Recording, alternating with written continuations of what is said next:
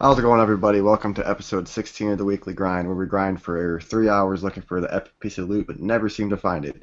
I want to add a little tidbit to this week's intro. Gamergaters can do math, Tim Schafer. Yeah, yeah. Sorry. Welcome to the weekly grind where 1 + 1 + 48 equals 50. Math is over. Math doesn't have to be your audience. You know what? I just think he found the answer to life, is what I think. Life, the universe, and everything. Well, see, but you know what that means? That means that Gamergate is the answer to life, universe, and everything.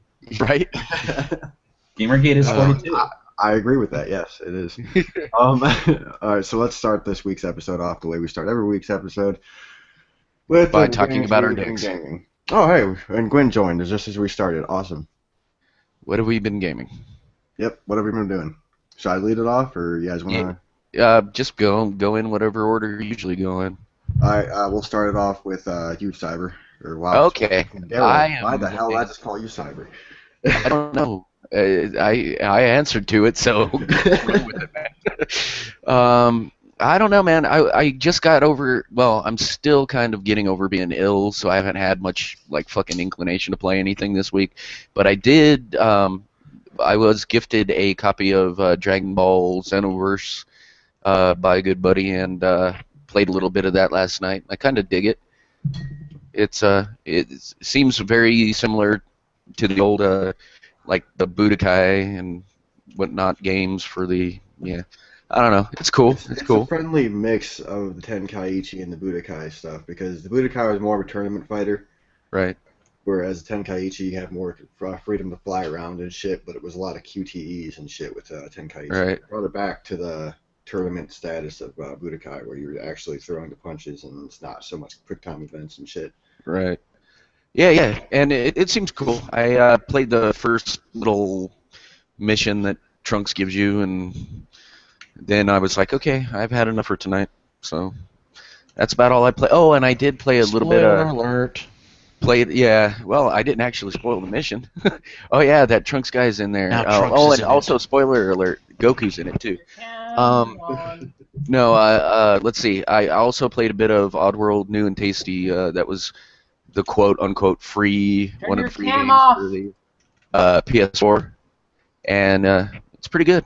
I mean, if you like the Oddworld games, it's good looking update. That's the HD remake of it, isn't it? Yeah, yeah, yep.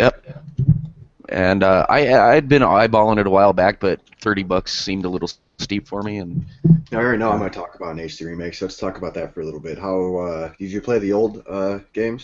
yeah, How's yeah. it stack up? Well, Good. gameplay and everything's pretty much the same, just better graphics. I So mean, I'm saying is it a good remake or? oh yeah, absolutely. Yeah, real faithful to the original. But see, I only played about maybe 15 minutes of it so far because I started to get all dizzy and I'm like, fuck life, and I went and did something else. Probably curled up in the fetal position and wished I was dead, which is what I do normally, but I was sick while I was doing it this time, so. But yeah, not much in the way of gameplay going on this week.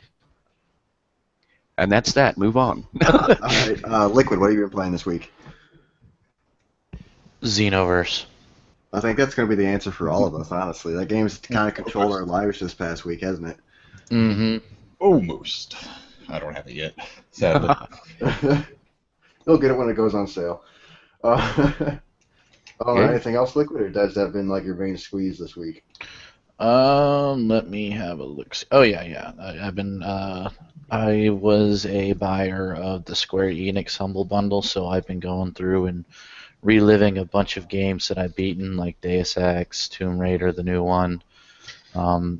Thief. I beat all three of those that I've already played, and now I'm starting on Hitman Absolution, which I have not played yet. Yeah, me neither. I'm looking forward to How it. you digging it?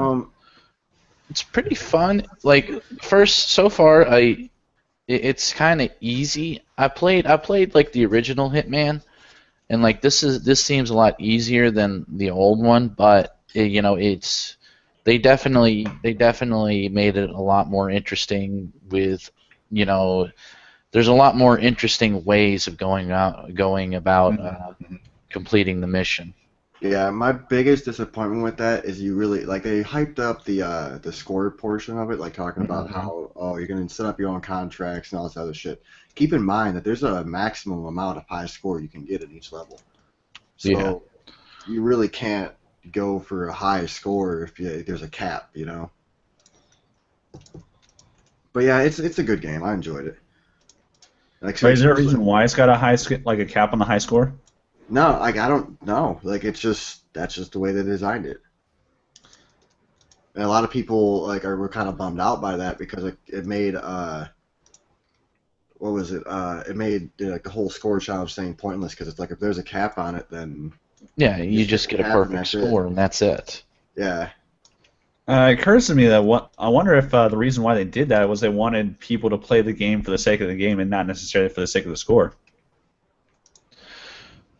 I I don't think that's as much intended as I think I'm kind of in line with Rotten on this. It was kind of a bad decision, but I mean, when you look at it in retrospect, you get points for doing certain things, you lose points for doing certain things. There's a bunch of options in each mission, but a lot of those options that give you points in the mission, and there's only so many things you can do to score points.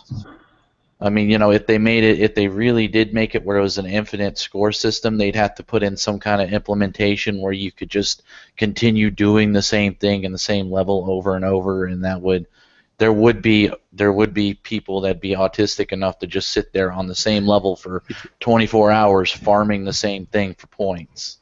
yeah. Do the points have any And it's practical use in that game? not Money, I in the think. actual, not in the base game, but in the contracts portion, which is their pretty much their multiplayer. You go in and you set up your target and everything like that. That's whenever it comes into play, where whenever you kill, it'll become currency. Gotcha. Ooh. But even then, there's a set max on how much you can get off of that too. So So you can't spurg out and fucking spend 24 hours there grinding for epic loot and never finding it? yeah. Huh. All right. So let's move on. Mornblade, what have you been playing this week? No, the mic's not working. Is it? No. Yeah, We it's can't- working a little bit. I heard We can you faintly sort hear of. you. Can't hear you. Yeah. All It's right, always we'll- technical issues with you, I- Mornblade. All right, we'll move on. We'll come back to you while you work on that. Okay, bud. Yup. All right. Josh, what have you been playing this week? It's been a little bit of an off week for games for me, but since everybody else was playing Dragon Ball Xenoverse since I was poor, I went back and started playing more Dead or Alive 5 since I got the fighting game itching me, and I have the PlayStation 3 now. That, and I finally got to start checking out that Dust 514 game, which is the kind of EVE Online counterpart, which it's like a shameless Call of Duty clone that has tie-ins to EVE, but it's fun and free. Never Free heard is of it. good. All right, Really, what's- you do have an interesting little effect on the Evaverse. Like I said, I've never actually heard of it before. So it was Dust. What was it? It's called Dust 514. I think I don't know if they got it on PlayStation 4. I know it's on PlayStation 3 as a free-to-play game, but it's an FPS that is a kind of a counterpoint to EVE Online, where, and I'm not sure because I just started. I'm not sure exactly how far it's expanded out into the universe, but you doing your like little shoot gun bang bang missions on planets actually has an effect within the PC EVE Online universe, where faction wars are going on for planetary control. You can give your factions like loyalty point rewards and shit like that. It's interesting. Awesome. All right, John. What about you? What have you been playing this week? Well, as we've established in past shows. By the way, hello everyone. I'm finally back after a prolonged absence. Yeah, the only reason I he's have here is been- because he's ill. Did you say prolonged absence or prolapsed anus? I think you're hearing stuff, mate. I think we should take you to the Yeah, doctors. there's no way he was talking about absences. It must have been the anus thing. Right. See? Prolonged after being gone from a prolonged abstinence. I'm back on the show, and yeah, as we established previously, I am a total Call of Duty fag or COD fag. So I've been playing this new Havoc DLC that came out. and especially I've been playing zombies like crazy. Liquid sleeping to go hang himself, by the way. That's why Just so you know, like how retardedly much I've been playing this, I am currently in the top 500 players worldwide for Call of Duty Exo Zombies. Did you go slightly Asian there? You mean among middle schoolers? Well, yes, but look, okay, some people just need to have their faces rubbed in the dirt, okay? Just tell them to go back to doing their homework, and you'll hit the top 10. It's never too early to start learning lessons. No, actually, the top 16 spots right now are all hacked by the exact same person. Womp womp. It's kind of sad. Yeah, that's kind of like that's the curse of the Call of Duty leaderboards. It's always like that. Mm-hmm. Yeah, some guy literally made 16 different accounts just so he could take like the top 16 spots, and it's all like something 1, something 2, something 3. And they don't do shit about like this? all the way down to Oh no, dude! all the way they've down to fucking 16. Modern Warfare 1, dude, it was terrible. Like you could jump to the top of the leaderboards, and it was all just fucked up. Like, oh yeah, they've managed to get 9,999 fucking kills in a row. It's like bullshit. Come on, fucking catch this shit or something. Like, look at your own Right. leaderboard. Like, you think they would selectively remove it, but they probably don't after some kind of like, we don't want to be the people who selectively edit, the leaderboards because that would be unfair. Like, Or well, some it's bullshit like unfair that. whenever they mod the billboard. It's like, come on, dude, this is fucking ridiculous. Mm-hmm. But okay, so they actually had a compatibility pack come out for Call of Duty, and previously on Exo Zombies, they had by the way, the map is actually half decent. For something that was basically, they put this thing together like at the last minute. Originally, Call of Duty Advanced Warfare was not going to have a zombies option, but they put it together, I guess, in the last couple months, and for a hastily thrown together map, this one's really good. But what they did was, all the zombies run around here like total drunks, and I don't mean like drunks in the Black Ops kind of way. I was discussing this with all the guys, before we started the show. These zombies, they will like, if you dodge out of the way when they're running at you, they will run past you 10 feet, then stagger around looking for you, and then like come back after you. Where did he go, George? Where did he go? Where did he go? Which way did you go, George? Exactly. And these zombies are much more difficult. This is much more difficult than other, Origins and playing, all the other previous Call of Duty, because these zombies are much less predictable. They're much more hyperactive. You can get in and out of certain situations. Like, you can get out of being trapped a little bit easier, but once you get to level 20 or 30, this thing gets impossibly hard. Whereas on previous maps, Call of Duty Zombies, you can get into the 40s and 50s and even into the 60s and still have guns with enough firepower to keep going. It'd be like really hard, and you'd have to focus pretty hard. But I've done Die Rise and done level 54, sitting in that Buddha room, just going and going. This thing, you would go through multiple guns. Like, you would empty out a gun, and then have to go and get another gun, and then empty that one out, and then have to go and get another gun and empty that one out. And it gets to a point where it's simply not. It simply like gets boring. And now they made it so they took out all the glitches. You can't even just sit there and empty your gun out and fucking watch a movie, which is what I've done a couple times. I usually like run around like crazy, but every once in a while I just get really bored and I'll just throw on like Buffy the Vampire Slayer while I'm grinding. But you can't do that anymore. All the glitches are pretty much taken out, which is not a bad thing. But yeah, that's what I've been doing this week. Oh yeah. Gwen, what about you? What have you been doing this week? You're muted, by the way.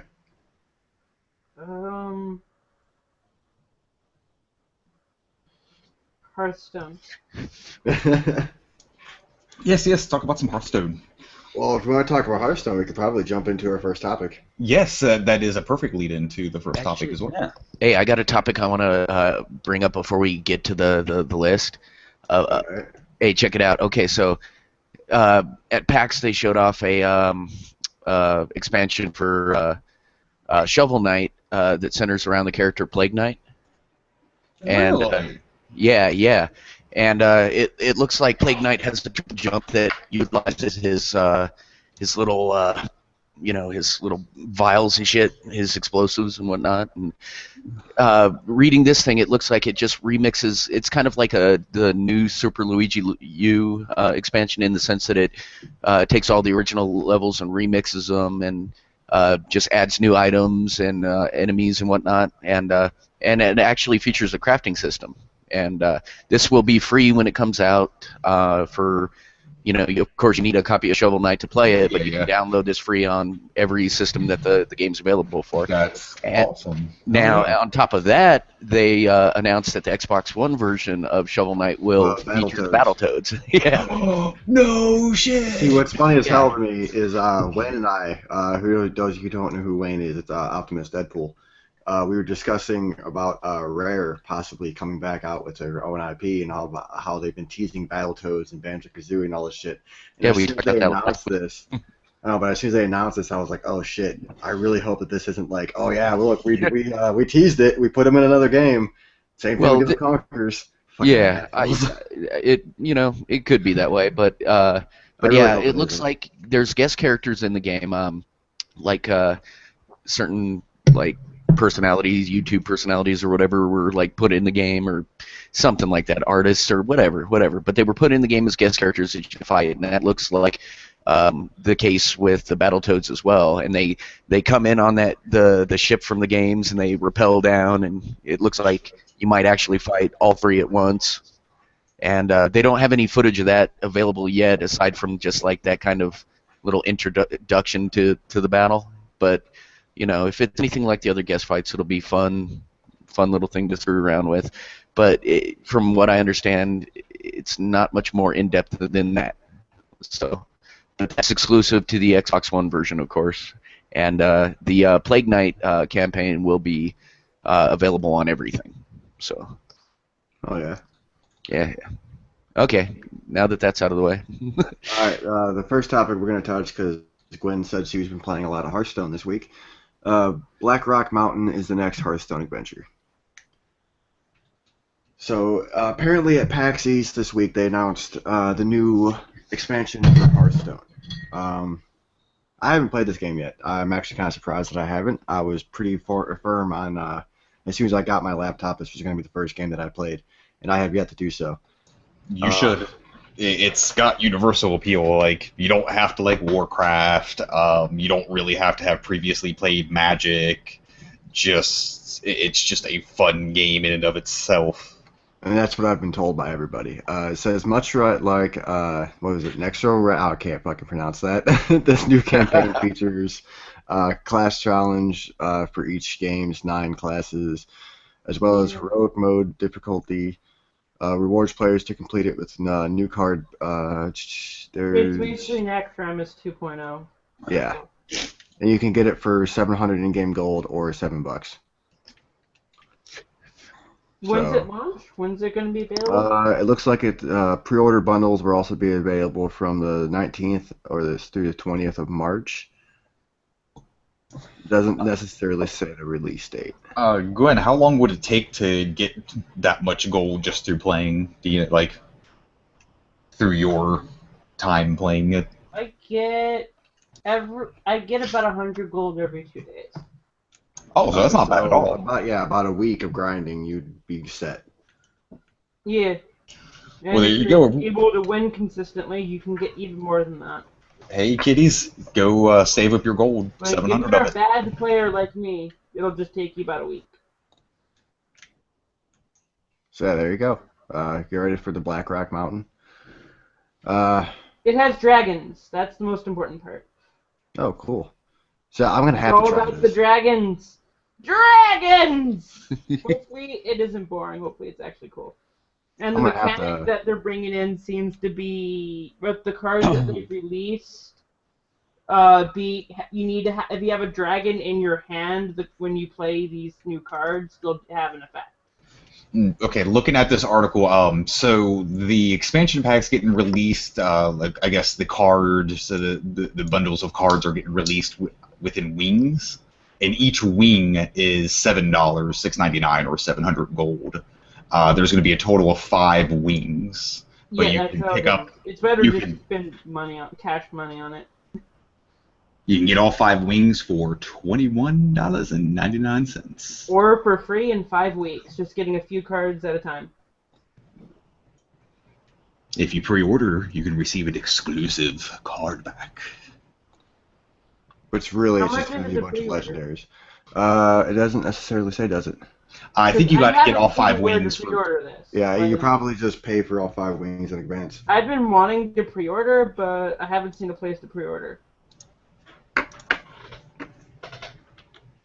I'm hoping that, like, on the screen for the Hearthstone screen before you launch the game, it has, like, the Black Rock Mountain trailer, which is neat, but it doesn't say what to click on to pre-order.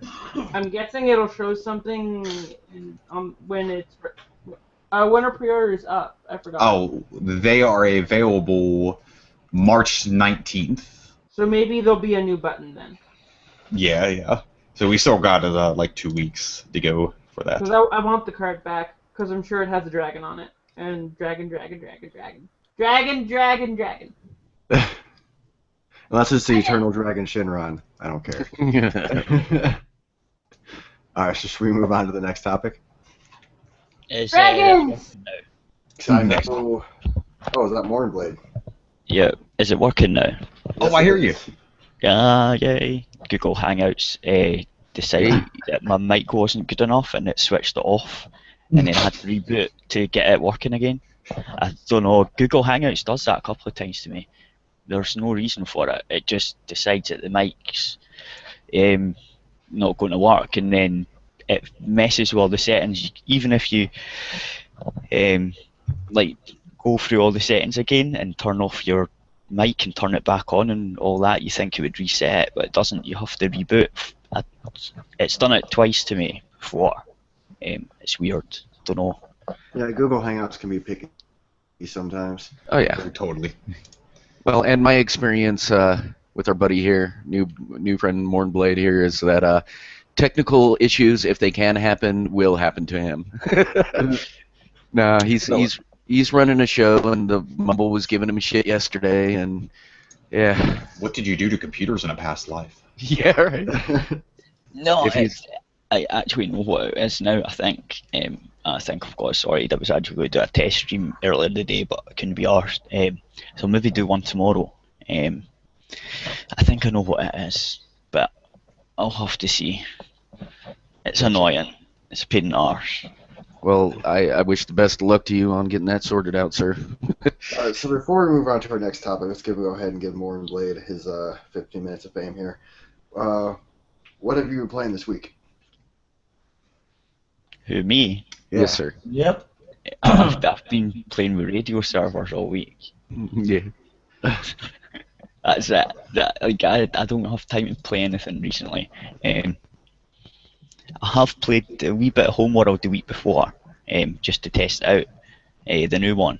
Well, it's not the new one. You know what I mean. Oh, the remastered. Yeah. How is that? It's brilliant. It's the same as the old one. They haven't fucked it up, which was surprising. I was like, yay. Yeah. Because that's all I wanted. I just want it to work on more modern computers. Yeah, right. Better.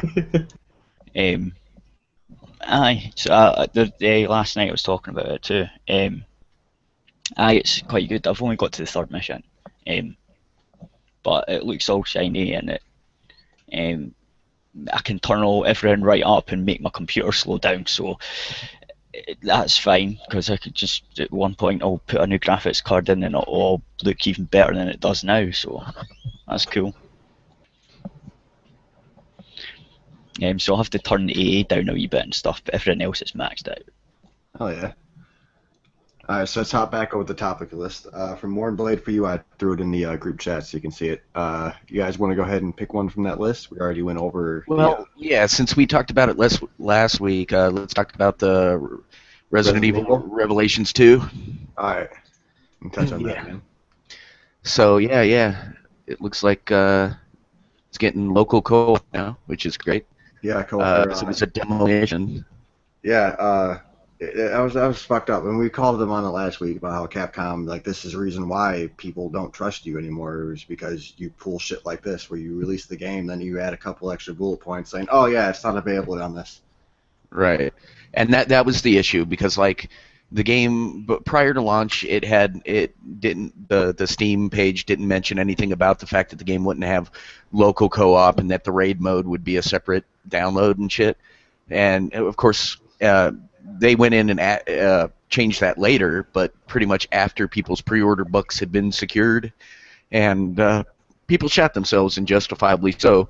So it looks like whether it was like the article here says, whether it was a response to the obvious backlash or media criticism or whatever, Capcom, they're now implementing local co-op into the PC release of Resident Evil Revelations 2, which is good. It was a dumb omission because and their excuses were of course shit like it's a beautiful game and we want it to run optimally for every, bullshit that seems like when you consider like the fact that you're running the game over a network and introducing the problems that kind of come with that in online play. If they can make that work, then local couch co-op should be doable. And so their excuses kind of rang false, and it looks like they're backpedaling on that, which is good.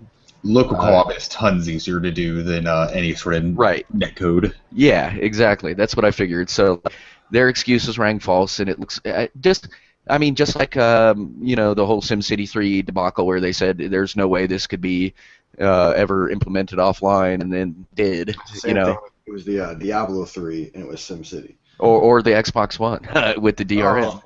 Ow. But yeah. SimCity 4 could never be played offline until somebody hacks it. That's right. It was SimCity 4. Oh yeah. Or not SimCity 4, SimCity 3. SimCity. SimCity. Whatever it was. The newest SimCity. Diablo 3. I'm so sad that Maxis got killed by EA. EA is the killer of dev houses. Yeah, they killer killed dreams. Bullfrog. They've killed I forget now, but they've killed a bunch of other ones. Yeah. They're raping fucking. I love that. Westwood. I forget now. They're raping BioWare. Yeah. But as far as who else? Someone else. This Resident Evil 2 thing goes, all I can really say is it's a good thing. Oh, Bullfrog, man, that pissed me off. Bullfrog. Oh. That was what they did the to developer Syndicate. I was ever really familiar with. What they did to Syndicate. Syndicate, okay. Now I'm. But yeah, they did Syndicate, Yeah, I'm Syndicate refreshed. Wars, fucking Populous, which other ones? Damn. Dungeon Keeper 2. Yeah. Oh, And EA bought them and just killed everything. I mean, look what they've done to the new Dungeon Keeper right. franchise on the mobile phone. Microtransaction. God damn it. Yeah, it was an abortion of a mobile game laden with tons and tons of microtransactions. Yeah. And that didn't go over too well. Especially not with fans of the original game. When I agree with Jim Sterling, what the fuck have you done? Yeah. No, well, they really fucked that one up, though. Like, I don't know, they're just, like, give us money, and that's all they're bored about. Like, we'll use this name, and we'll just take money from you. Right. We're going to bank on your nostalgia, and then fucking... I've never really agreed with the whole phrase, like, raping my childhood because your childhood still exists. But if there was ever a company that could pull it off, I think it'd be EA, Well, they have. They've done it to me plenty of times. It's that they stab it, and then they come with little pitchers to collect all the blood that's coming out of the decimated bones. It's cash. It's cash blood, man. It's just all the cash. Milking the cash cow. All right, so let's move on to the next topic. All right. Go ahead and pick one from the list. You guys, what do you think? What about Unreal 4 engine? Unreal 4. All right, I know Josh Beret and Liquid have been wanting to talk about this.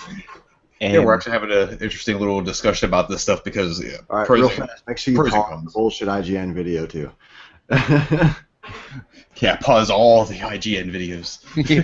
God damn it. So yeah, Unreal Engine 4, which, like, God, it seems like 30 or 40% of games now are based off of anyway. is now free to use. It's not necessarily free forever because you do have to pay a 5% royalty when your project goes over 3,000K per quarter. So that works out to $150 per quarter or $600 per year. And I was looking over the licensing terms for Unreal Engine 3 or UDK licensing, and they were talking about $2,500 per year per developer seat for that version of it. And just trying to do some quick maths before the show started, I did find a point where for at least one developer team, it would be more than that licensing, which you have to make $15K per quarter or $60,000. Yeah, $60,000 per year. Then your 5% is going to be $3,000 per year. So if you're just a one-person team and you get real popular, you have the opportunity to get real fucking gouged there.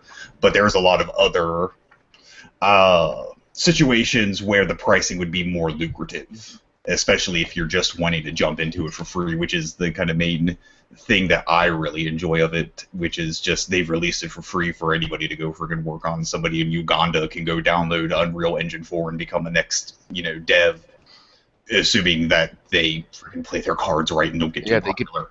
They could become the next Phil Fish and get ahead of the game by practicing to tell everybody to choke on their dicks now. Choke on my dick. Choke on my dick. Yeah. Choke on it. Choke on it. Yeah. Yeah, but all the decent developers, like all the ones that are really good, and like Valve, most of Valve and stuff, all came from doing mods for games. Right. So for them to release this whole engine for free, even if you're not doing a game like a whole game, maybe you're doing like maybe a map or textures or whatever else, like a mod for like one of the Unreal 4 engine games or something, you might get hired at Valve or Gearbox, or because that's where all the decent talent came from that I remember. They all used to do maps and stuff for the old Unreal tournaments and Quakes and look at like the Counter-Strike team. Right. You're now us. Didn't Randy Pitchford come from 3D Realms or whatever? Or Yeah. was he a Duke Nukem developer? He used to work on Duke Nukem and Doom back in the day. Yeah. But yeah, having the Doom, tools not out. Doom. Sorry, not Doom. Duke Nukem. I don't know why the hell I said Doom. Right. I didn't even catch that, man. I thought you said Duke. And the source code is also 100% out there. It's C++ from what I was reading, which is incredible, and they let you fork that. Yeah, I was going to say, weren't you excited about that? And they're avoiding copyleft, like GPL stuff. They do have it available under like what is it? The BSD license, Apache license, Microsoft's free license. But none of the, like, if putting it over to that licensing will make that licensing override their EULA, then it's not allowed. But otherwise, you're free to modify it, use it, fork it, do whatever the hell you want with it. And just having the source code available, not just having the foundation, but having the source code available for it too, is such a powerful thing. It's just, with the new pricing model, you're going to have to be careful because there is a point in there where if you get too popular, and like the thing where they've differentiated it from previous versions is that it used to be per developer seat from what I'm reading of the other licenses. So you pay an annual fee per computer it was installed on, pretty much. Instead this time it's per project, so you could theoretically have more devs working on one project at a cheaper price point. You just have to start doing that math because there's scenarios where you're going to be getting gouged. Well, see, I don't think gouge is the right term, to be completely honest. Well, it's if you make that game as you're the one person that makes a game that launches like super successfully. And I guess still, like, if you do make a whole bunch, it's only 5%, but it's a lot bigger cut than it was. Let me suggest the reason why they're giving this, and let's be clear, as far as I understand it, this is an option, right? You can still like buy the rights to the Unreal Engine instead of getting it free, right? No, this is how it is for Unreal Engine 4 now. It's free to use until you make over 3K per quarter, and then it's 5% royalties. Is there a new Unreal Engine? This is this one. Yeah, they're working on Unreal Engine 5. Yeah. All right. Yeah. Well, then what it seems like to me is this is going to be a real boon to pretty much anyone who would not necessarily have been able to afford the licensing for the Unreal Engine previously. Because if you can't afford the engine, then you can't even make a hit game. Exactly. And what it was before, they had experimented for like I think about a year with a subscription model where it was $19 a month. And then you got access to all the stuff and the source code and everything. And something cool that they are doing is they're actually refunding the like they're prorating and refunding people's subscriptions that they paid previously. And if you had an Unreal 4 subscription at any time, you get a $30 Unity Asset Store credit. Oh, that's nice. So, like, it's a real boon to fleshing out the base of talented people who wouldn't have access to the stuff before, and, like, just having the source code freely available out there is an incredible thing. I just want to point this out. This is a great thing for gaming, and everybody in general. Like, whenever you look at this stuff, it's kind of like a mind share. Like, you're going to see a jump in just the quality of games again. Like, it's happening. I can't agree on that. You won't see it. I think you'll see some games get better, but you're also going to see a lot of people coming in with really shitty games. You're going to see I got Unreal Engine now. It's gonna be great. Beware the glut of Steam games that are like, what the fuck is this? Oh yeah. Of course, but I'm saying, like, at the same time, you're going to see jumps in, like, the quality of, like, the AAA games, shit like that. We're going to see more talent filter up from, I'll say, like, just amateur level to the bigger leagues as people get their hands on the tools. Here's the big, like me and Josh were talking about earlier. Here's my big complaint with it, and I don't, this is part tinfoily, part historical accuracy. This is very similar to like when the outsourcing with Bush and taking companies over there. This is a situation where what they're doing is they're pretty much saying, we're going to give you the foundation for free, but we're going to take 5% of the profit for the lifetime of the product, period. That's saying, that's like going and doing a business and having to pay a royalty fee for the person that poured the concrete, and that's all they did. It is a very good tool, and on the other side of that, this is going to inadvertently make the people that have a lot of money, it's going to push them towards, it's going to really end up pushing them towards doing their own engines. Like the companies that have a lot of money and they don't see any reason to pay 5% for the lifetime of their product. Hail Fox Engine. You're going to see a lot more. The bigger companies are going to ditch Unreal for their own custom engines because in the end, it's going to be cheaper over the life of the product. Right, what I'm wondering is what's going to happen devs with the new Unreal Engine. Not completely screwing indie devs, like it's still completely accurate saying that this is going to give people the tools to learn and to build off of that because custom engines are still going to be derivative and built fundamentally off of other engines. Mm-hmm. But it's still this is a company that's going to be taking advantage of this, and it's going to make a massive amount of money off of people for just providing concrete, essentially. Yeah, and something you mentioned that I think does need to be punctuated because like there's two sides to every coin. It's that lifetime of the product thing. It is a 5% royalty off the lifetime of the product, which as long as that product is making over 3,000 a quarter.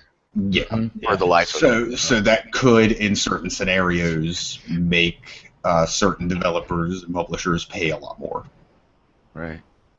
Yeah. Well, what I'm wondering though is what's going to happen with their new Unreal Engine, because it seems to me, and this of course is also just me guessing, but it seems appropriate to me that they would make the Unreal Engine 4 free, and then whenever they come out with 5, do that subscription based or just pay a flat licensing Right. fee.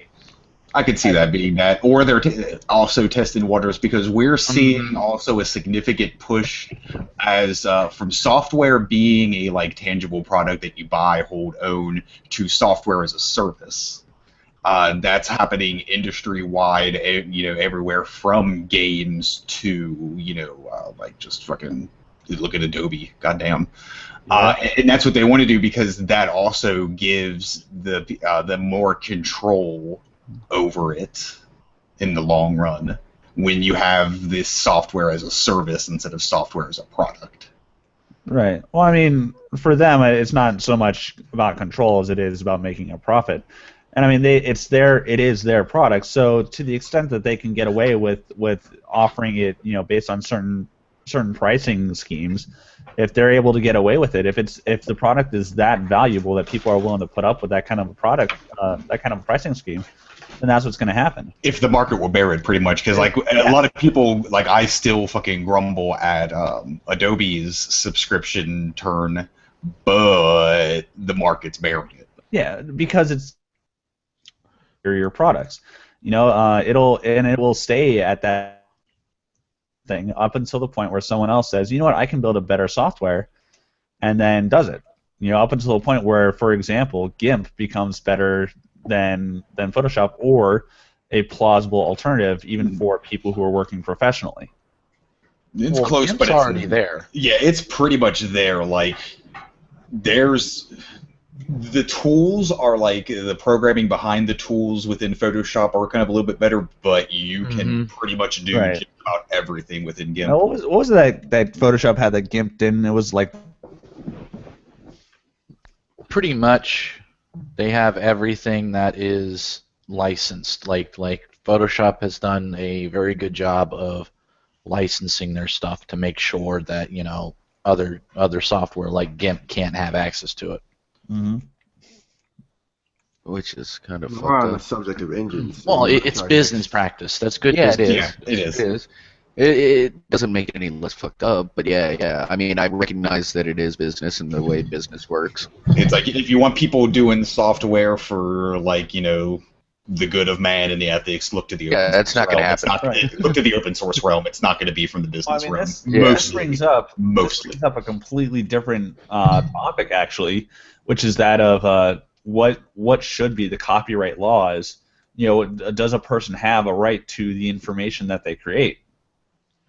Because if you go back to the 1500s, for example, they didn't have copyright law. Like if you look at, like, for example, the big thing back then was classical music. Composers would obsessively like hoard all their music and do their best to make sure no one saw it. Like even the musicians who were playing the music wouldn't see the music until like maybe a night or two before, because the moment that first symphony played, there would be someone out there trying to copy the music and doing their own version of it. And so the way that that composer, say Beethoven or whatever, would make his money is because people would want to hear the original, not necessarily because he had the sole ability to play the music. But today it's the complete opposite, where I make a product and then I license it, and then anyone who tries to copy off me, they get sued up the ass. Right. And in technology, I think iteration is very important. And you have now, there's a movement, I forget what the name of the movement is like free technology or free information movement, where it's almost kind of being treated as religion, where they believe that all information should be free. It's like information anarchism. Yeah, and that's an actual movement that we have going on. I don't know if I agree with it completely, but I do agree with the prospect of Pros and cons. Information is information. Like, just because of you thought of something first, I don't believe that should give you the exclusive rights to it. I'm not a fan of people stealing shit right out, but if I come up with some idea and I'm on North America and some other guy comes up with the same idea and he's in fucking Pakistan, and we never knew each other. We never talked to each other. His idea is not a derivative of mine. He just came up with the same original idea about the same time I did. Right. I shouldn't be able to force him out and make it so he can't use that idea he came up with just because I happen to have better access to a patent office. Not that You don't want to be Pakistan Edison. enforces that law anyways. You don't want to be Edison. But yeah, and in terms, like I was saying, in terms of technology, I think being able to take a product and kind of iterate on it is really important. That's how technology continues to grow and shit, you know. So Like- you know, Our entire culture is like, it was like a remix, oh yeah, iteration freaking culture. Everything. It's not to say that everything's been done before, but that's just how you it's the formula for getting to new places, is you take this thing that's been done before, and you take this thing that's been done before, and you tweak this a little bit, you tweak that a little bit, and you put them together, and bam, you have this thing that hasn't been done before. right. Right. So in terms of software, I think locking it down is kind of shitty in the sense that like you're. I mean, on one hand, you could be forcing people to think around outside the box or think around the copyrights and stuff, which is good in and of itself. But at the same time, basically forbidding people to take what you've made and kind of improve upon it and work on it and make it something different and potentially better is kind of, I don't know, it's a little screwy, but. Well, let's take the nearest example of I mentioned the 1500s and how it was. Mhm. There is an example of that happens today, and that is with fake DVDs that you see, with the Chinese where you go to fucking Taiwan on a trip and something, and they'll say, oh yeah, here's Jackie Chan's latest movie. It's totally legit, guys. or clothing. Well, basically, anytime you go to certain Asian countries. Not to sound really, really racist or stereotypical here, but if you go to certain Asian countries, you can go and buy knockoff products of pretty much everything under the sun. Mhm. But what happens is or at least on my part, like I don't want to see a shitty like copy of a DVD that's been all fucking pixelated and has weird Chinese subtitles. I want the original thing, and so I will pay to go to the movies, or I will pay for subscription. Or a combination of all three, because I prefer seeing the original. Right. And I think even if we were to totally do away with copyright, Bring it up a little a bit. lot of big companies that'd be really pissed. But I don't think it's going to be like I do not think it would be the end of the world. Yeah, exactly. Because like you're saying, the cream of the crop will kind of rise to the top. Mm-hmm. And I just realized I started quoting song lyrics there. Never eat a pig because a pig is a cop. No. But yeah. I think, like you said, those knockoffs. But then there's, the concern, that you've got market saturation and you've got those, oversaturation rather, and kind of like what led to the, video game industry crash back in the 80s was, the fact that like people could come in there and make games unrestricted and not have that quality control and we're just dumping shit on the market, and the market just finally said, you know what, fuck the whole thing, So, there's always the potential. True, but at the same time, like, look at Steam now. Like, there's plenty of shitty games on Steam. And there's a concern there even now that we're headed towards the same thing, especially in the iOS space where, like any monkey with a... What's that? We're heading into a space where shovelware is very, very real. Yes. Oh yeah. Jeez. And so there are a lot of folks even now expressing that concern that we're kind of headed towards that whole thing again, because the biggest concern I hear actually one of the guys who is part of the Shark Tank, I forget what his name was. He actually was on Newsweek recently, actually saying like we actually have another tech bubble going on, not with websites. As what happened in the 90s, but with startup apps. Yes. Like people are just so like totally throwing like money at this apps. has been it's been ridiculous for a while. And there I forget what there was a notable failure a year or maybe like 2 ago. I forget the name of it, but basically they just had a interesting name and tried to think of an idea. People threw millions at these people and nothing ever came of it. Yeah. Copy Now, and paste I don't across so think many that's other examples. Cause a big crash, like necessarily, the the .com bubble did, or the fucking housing bubble. And let's face it, like if the let's say if like the mobile app market on like fucking Android and fucking iOS kind of popped and only more quality games and apps could be on there, that might not be such a bad thing. At the same time, though, you'd like upcoming developers who make maybe that's your first stab at developing, right? You'd lose that platform. Which, don't get me wrong, if you're just developing shit just solely like, oh, I'm gonna put this up there and I'm gonna make money, and it's just a fucking copy paste rip off of Mario Brothers, then you probably are not. Like, you need to look at your shit a little bit differently. Well, to be fair, Candy Crush was a direct rip-off Of Bejeweled game, and the guy who originally made the game got totally fucked.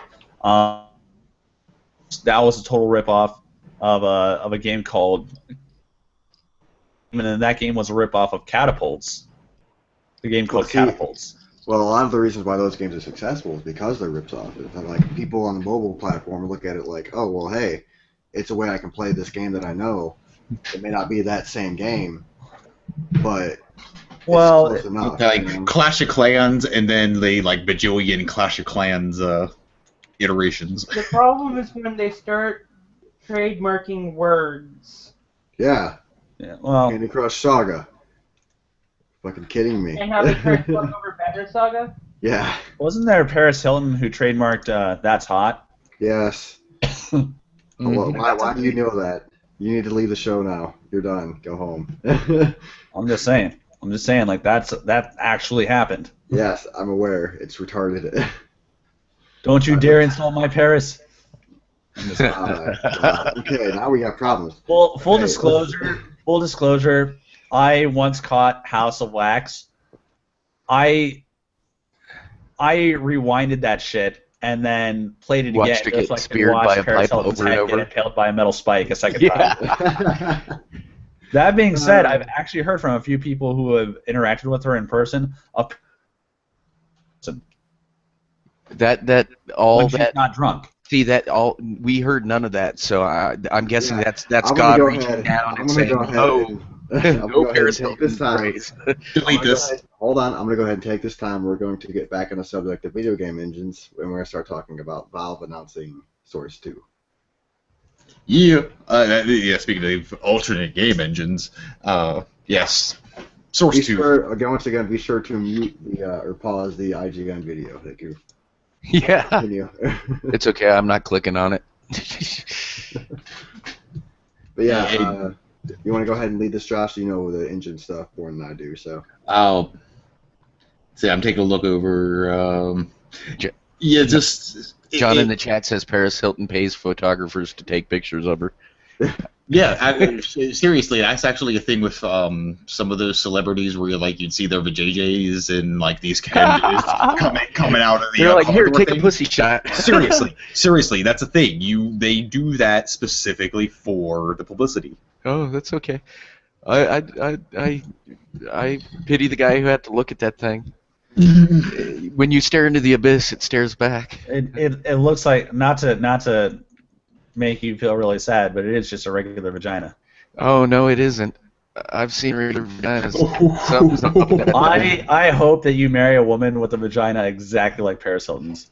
Well, can we get back on the subject of video games, please? last I heard, you weren't looking for a husband. Oh. Anyway. That's a good response. I'm not gonna lie. So going along with, I wouldn't be surprised if there was a little bit of back channel talks between the two of them, because in this announcement they actually mentioned Unity and stuff like that. But so Source 2, bigger, better, easier Source engine. Lots of games have been made off the Source engine. Games still come out on the Source Engine 1, and it's like freaking over 10 years old now, isn't it? Easily over 10. Easily over 10 years old. So looking forward to that. Also looking forward to them actually having a base to maybe release Half-Life 3, but that's the game we won't mention because we all know that it was not talked about at all pretty much any time recently. That's So a myth. Yeah, it's a myth. So what we got here, it's running on OpenGL. They say it's a cross-platform, cross-vendor 3D graphics API that allows game developers to get the most out of their latest graphics hardware. That's a bit of marketing buzzwords here, but I like this next statement, which was this combined with the recent developments by Epic and Unity will help continue PC's dominance as the premier content authoring platform. PC Master Race confirmed. So while Half-Life 3 may not be confirmed, PC Master Race is confirmed, as they are making Source 2 available for free to content developers. Source 2 for free to content developers. I don't think they have any royalty or licensing announcements, as I don't know if it's free forever. It's not within this article, but that's pretty cool. I imagine Source Engine 2 is going to be, Source Engine's already powerful enough. I want to say that it's with these jumps in technology that you start seeing new shit, like new games coming from Valve. So, be on the lookout for either new IP or finally sequels to some of these games. Yeah, and I don't really hate to speculate on Half-Life 3 stuff at this point, but Steam's also Valve is doing something with VR, because everybody is doing something with VR now. Like, literally every big company is coming out with some sort of VR product. Everyone's hopping in and they're cutting the legs off from underneath fucking... Facebook. No, what the hell is it? God damn it. Oculus Rift. Oculus, they're all hopping Facebook, in. Like, Facebook knows that one. But yeah, they have, and this was the only confirmation, was that they have played around with Half-Life assets within the VR environment. Which, take that with like a grain of salt. Does not mean that we're going to get a Half-Life VR game, but... That just means they're using already made assets to test, VR products, which, why not? Which I'm pretty sure people were already playing Half-Life 2 with the Oculus. Wasn't that a thing already? Oh, I'm sure. Like, there's, I forget what the program is, but there's a program that kind of helps you pretty much make any game that's like a first-person-y kind of game usable within the Oculus Rift kind of environment. Kind of lets you like look around as the mouse, so you kind of have like a. Mm-hmm. Well, every game that has a first-person camera setup is compatible to an extent with Oculus Rift. Right. Programming aside. That's one of the things that I like about it. Team Fortress 2 has it as well. Like, you have to type in some console shenanigans to make it look better, because it doesn't look like when you've got on your monitor. You have to mess with some FOV settings or something. Yeah. Well, essentially what has to happen is the game has to be somewhat reset so that it instead of sending a picture from one camera, it sends a picture from two cameras within the game that are set, to certain angles within each other and the like. But it's the Source Engine video game made backwards compatible to the extent that the programming language is compatible. Yep. The Source Engine can do it though, because they had Team Fortress running. That was one of the first ones to have it. Team Fortress 2 running on it. Well, it's not hard. It's not hard to turn a 2D picture into a stereoscopic picture. There's NVIDIA programs that do it. Yeah, NVIDIA and AMD both have their own kind of stereoscopic. NVIDIA does. Oh, AMD does not. AMD has a third-party program that they license out to that you have to buy. I know this because I've done 3D with both cards. Real fast, Josh. Which worked better?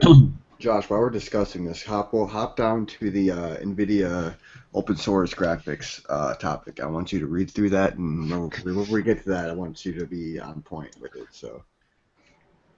Yeah, shit, that's new to me. Yeah. By the way, everyone knows about that one music video, "Badass Motherfucker." No.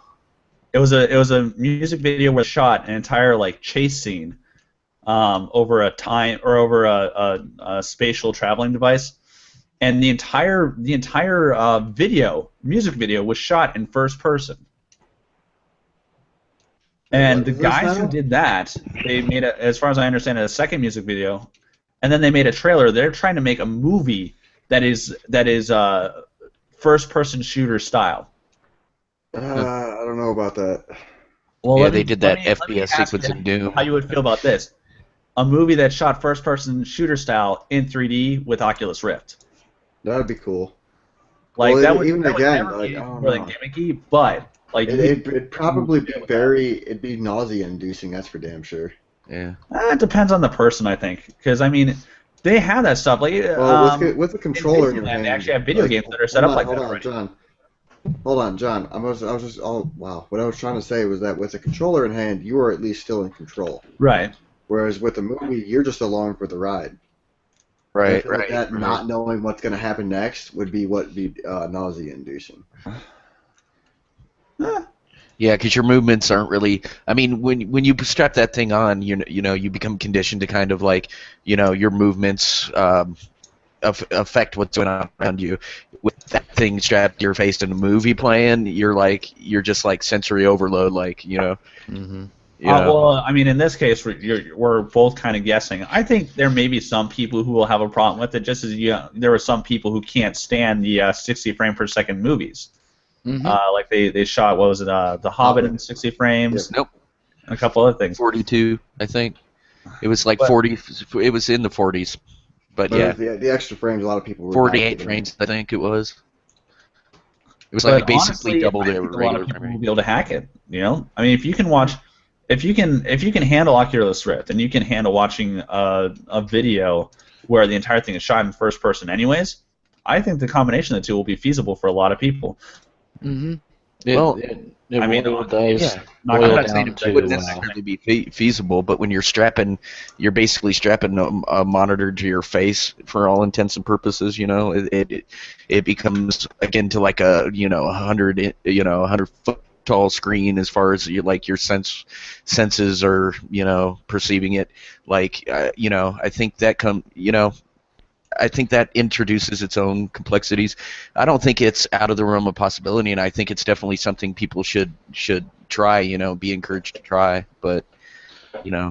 That's I think doable. I think we're highlighting a minority Actually, group. Disney's already done stuff with that. They've done that. There's a few rides that they have. In the past, I've been to Disney World, Sorry. Disneyland, Disney World, and I think Universal actually does apologize this for too. Has a few Oculus Rift type things going on, including one that's basically a movie. right. I think it's the Lilo and Stitch adventure. And to go with what you were saying, Liquid, you're right. You're probably talking about a minority, and I don't think anybody should be discouraged from doing something because of like 3D. They're straight up people who get them nauseated or whatever, or they can't see it right. These things should still be done. I mean, I think any interesting implementation of technology should be pursued for sure. I mean, it's an interesting concept that you're talking about, John, but I'd have to see it, Like I myself. said, I don't expect this to be anything more than niche. I've said it like 3 times. Like, Yeah, Yeah. like you said before about how none of us can really. It's all speculation. So Right. we can all take a stab at guessing, but that's really all it is right now. Right, I mean, right. Exactly. I'd like to see it. Yeah, I'm I inclined to would too. believe that the next big TV thing is actually going to be holograms. Next big thing is 4K. That's 4K. Yeah, 4K No, and Next big beyond. thing. Holograms is a little ways off still. Yeah, that's I mean, the thing. there's still 4K is not really applications of it. taking off though. 1080p or high def TVs. The transition from regular to high def was what, like 3-4 years, if that. Well, 4K, here we're running into the same thing. It's going to be a time will tell thing. 3D got pushed the same way 4K did, and the problem is not with the problem with 3D is the implementation.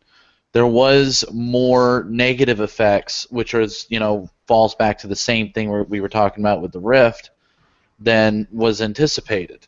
And that's what kind of killed that thing. 4K doesn't have, 4K, we haven't seen that much negativity from the actual application of the of 4K. And All that's 4K wrong looks now is ridiculously the- nice. Dearth Yeah, of all that's missing is the content. You Right. have to have content that's recorded at 4K, and you have to have if you don't have content that's at 4K, you have to have products that can upscale to 4K. Right. Is there 4K porn? If there's 4K porn, then it's gonna be 4K. There's Here's porn of everything. We already know this. The real There's reason Oculus why Rift porn. let me be clear if I can. The reason why I'm somewhat doubting the future plausibility of 4K and why I think it's going to go the same way as 3D TV, the same way as curved TVs, is the transition from 480p screen to a 1080p screen is immediately obvious. Like the benefits are immediately obvious. Like you can tell the difference between 480 and 1080 from almost any difference. But with 1080 to 4K, I've looked at the G3, which is a 2K screen. It's got the same number of pixels as 4 720p screens. The G3 is a 2K screen, and I have an S4, which is a 1080p screen. You can't tell the difference. You did unless you grab a either if you have perfect vision, and I mean like 40/20 vision, or if you have a magnifying glass, you can't find the pixels on a 1080 screen. You can't find the pixels on a 2K screen TV. So as far as cell phones are concerned, the 2K screen is going to be just a complete gimmick. I'm gonna say that when you're looking at when you're looking at pixel density and you're trying to just count pixels and see if you can see pixels, that's not the point of 4K and a 4K viewing experience. When you're sitting back and 4K monitors, it's really not a viewing distance that is good for it. But when it comes to TVs, especially of a decent size, and when you're sitting back far enough, it's about the viewing experience and how it looks from there. It has a fucking amazing. It has a realism that it looks like you are looking into a picture. You could stick your head in it if you got up close, but you get up close and you realize it's just a TV and it looks more like a TV. Right. You get within that optimal viewing experience, and it is amazing and beyond anything that 3D. 3D was the gimmick stopgap to try to hold off until 4K and 4K and beyond got more prevalent. And really, what's going to push it? Sorry, go ahead, Liquid.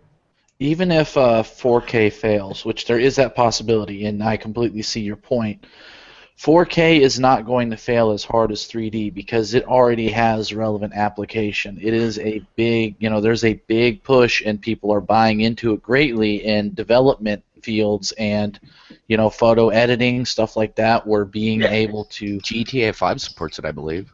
Yeah, well, I'm talking about development fields and artistic fields. There is a big push for it because that is something that does improve your skills.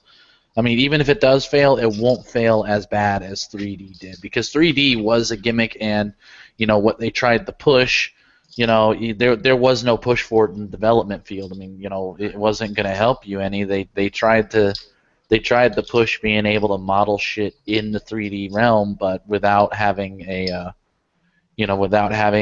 very easy cognitive way of manipulating it like the Rift is bringing.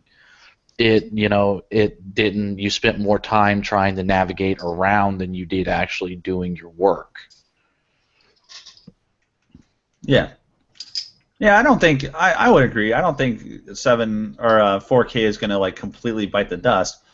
But as far as consumer application is concerned, I don't think it's going to be that big. It doesn't need to be big on a computer. Yeah, I think computer and phones, it does not even need to be big because at that viewing distance, it's not even good. You don't get. It's not worth it. That's why I kind of I face palm a little bit when I see all kind of when you say the push for the for it on phones, for it on monitors. It's not as big of a deal. Right. And that's part of why I'm saying what I'm saying, because with 1080p, it didn't really matter what size screen you have. You can tell the difference. When I first started playing Call of Duty, I had one of the original quote unquote high def screens. It was 640i. It was a projection screen, technically HD, but kind of sort of not.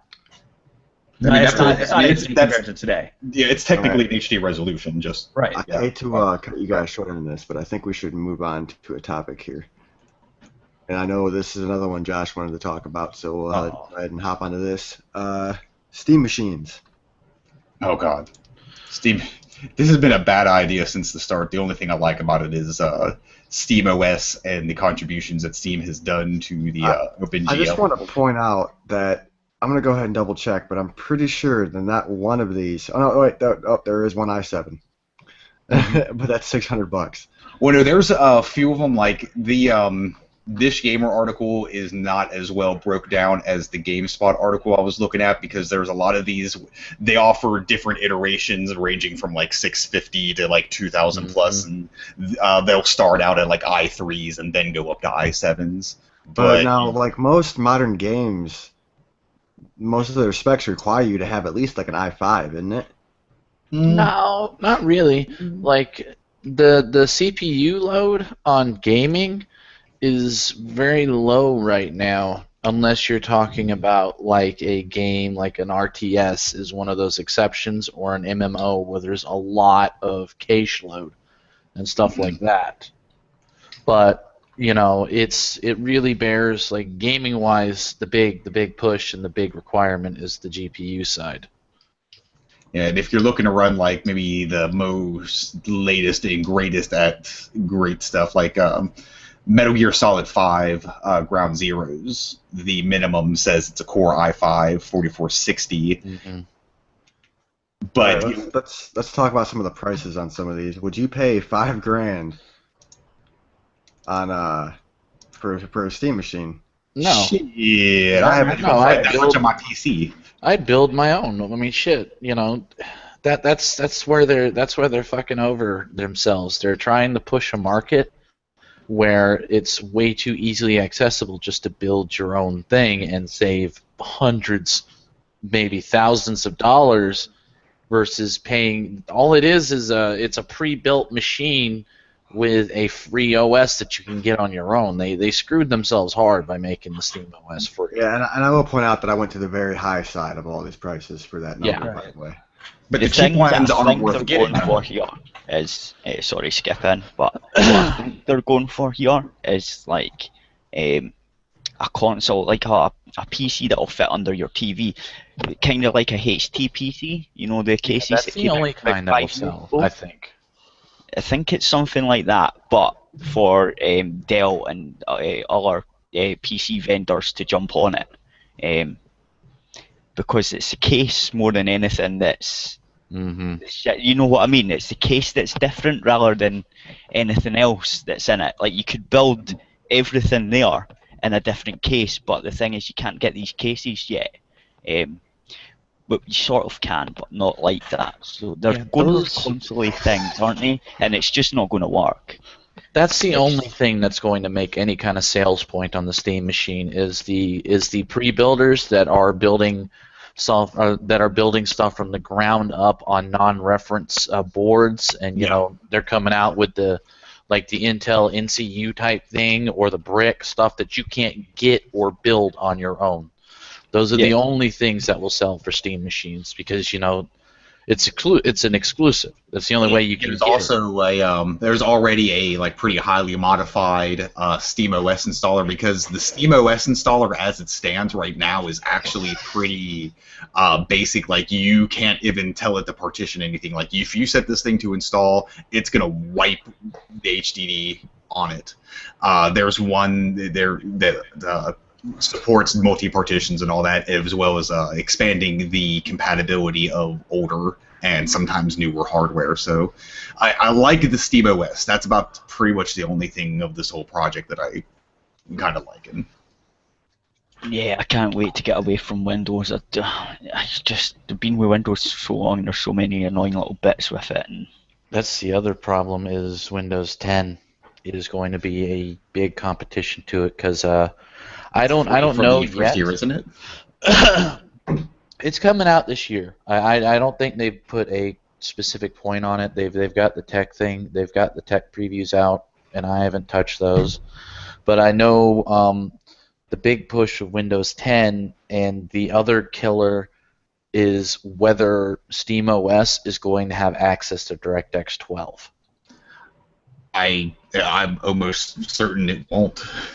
Yeah, I mean, if it doesn't have access to DirectX 12, that's going to kill Steam Machine right there with the fact that Windows 10 is going to be free for the first year for anyone that has, Windows 7, Because 8, or DirectX 12 8.1. was promising like a lot of improvements. For DirectX 12?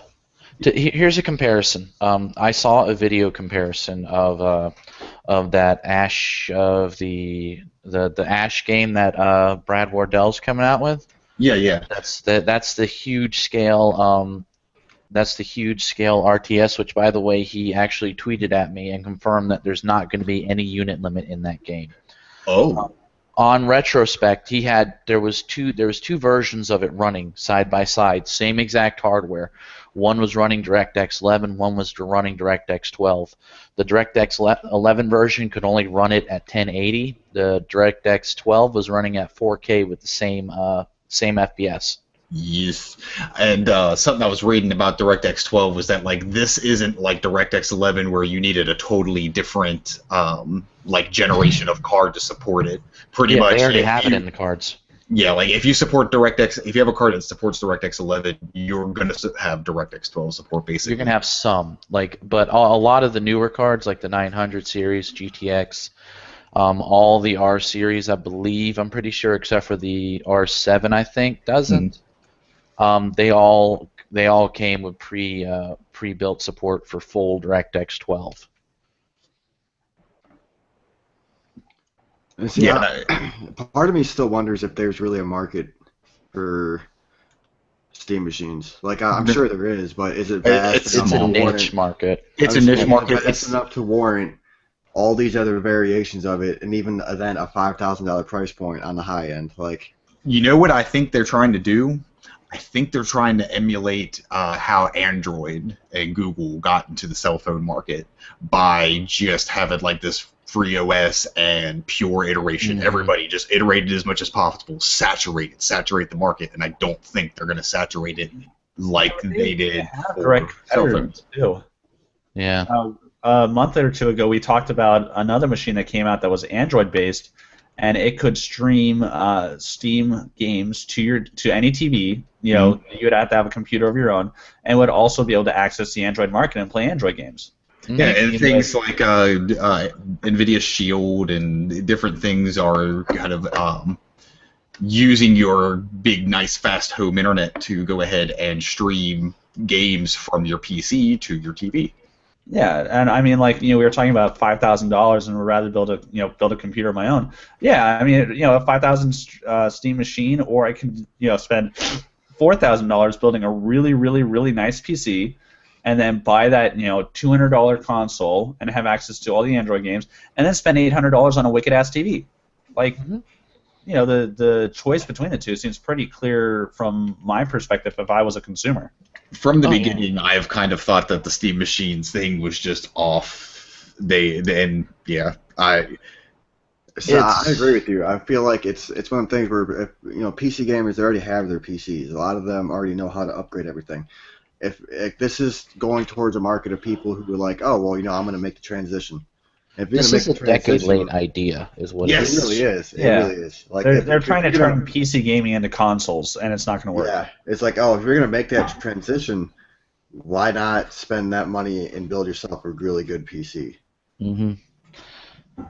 I mean, if they had came out with this back when PCs weren't when hardware manufacturers weren't making everything so fucking builder friendly, and you didn't have color coded idiot things. I was just about to say color coded. Oh, I'm still not idiot proof, but okay. I know what you mean.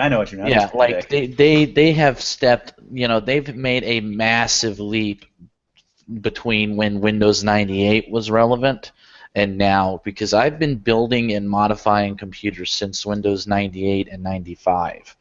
And it is miles, it's just insane. Like back in those days, to build a computer, it was hard finding the parts. it was hard decoding what the parts actually meant. Getting all the Because, compatibilities together, Yep. And then when you got God it all forbid if it was together, the day if you had to mess with RRQ channels and shit. and jumpers and flips and dip switches, like all that stuff is, things of the past. If they had came out with this product back, in Windows, back when XP or 2000 was relevant, this would have been big. But because they Right. now it's all user friendly.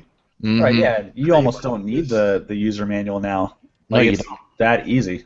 Like a YouTube guide, and you're there. I mean, I've walked several people through how to build their own computers just over Skype video. It's Yeah, very, very easy. And from like build time, like you say, from somebody who's like built them for a while, like you go from like an hour and a half, 2 hours, 10, 15 years ago to build a PC to like a half hour. It may take you longer to fucking unbox everything than to put it all together. Yep. Yeah, I like how it's went. You just plug everything in, switch the thing on, and all the settings are in the BIOS if you want to change them, but usually you don't need to, and it just goes poof and it works. Whereas before you had to mess about with the dip switches, make sure it was the right jumpers for the right speed for the processors and the FSB and all that stuff. man. Overclocking was actually on the motherboard with fucking Yeah. jumpers. That sucked. Aye. I've been building them since about the same time. I'm gonna about be totally honest. You guys are talking 2000, circles around me. 1999. Yeah, it's a much better process now, man. You guys are talking circles around me, and I'm glad it's become easier because I do want to build my own PC here soon. So. Oh, yeah. we're not even giving you any relevant information. We're just reminiscing. We're the old folks around the campfire. Well, hey, no, that's fine. though, 'cause the more you guys tell me, I can pretty much do it myself now, which is awesome. If I have Oh, problems, I'll Plug just and play now, man. I'll just buy it. Yeah, you have plenty of people to ask. The only other thing that's changed a bit as well is the bloody cases. I like the cases now. You've got your routing, your wire routing and everything behind the. Oh, I remember It's I all used to have a hardest. jungle in my PC case Yeah. in 2000, man. SATA The wires were cables. just everywhere. Oh, SATA cables are such a blessing. Yeah. Yeah. At this point, PC building is in the same arena as like every single at-home IT guy. Like the only reason people ask you is because you know how to use Google. Yep. Yep. That's. I mean, that is it. Truth to Maybe words. about an hour. How to remove viruses after watching too much porn. That's like number one. That's how you fix everything at this point. All right, let's move on to the next topic. Josh, did you go ahead and read this article ahead of time? Yeah, and a pretty interesting thing. Was not aware that it's just everybody's going all open and shit. NVIDIA is going open source with their PhysX source code. Ooh. Anybody who's a NVIDIA registered developer will be able to view the source code. And to become a NVIDIA registered developer, all you got to do is go sign up. It's a DevZone account. You just go sign up for a free DevZone account. PhysX, it was available. They're expanding it now to like everything, including the clothing and the destruction parts of it. So this is going to allow people to, those types of physics that you see, the big fancy explosions, this stuff with debris flying and all that happy shit, and that's PhysX and other physics types engines. But yeah, you just sign up for a developer account at developer.nvidia.com, and you can go to their GitHub and just go use their source code. So now I don't know. You guys expect we're going to see a major turn of events with this? Like everyone seems like they're like following suit with Unity. Yeah, this is Unreal.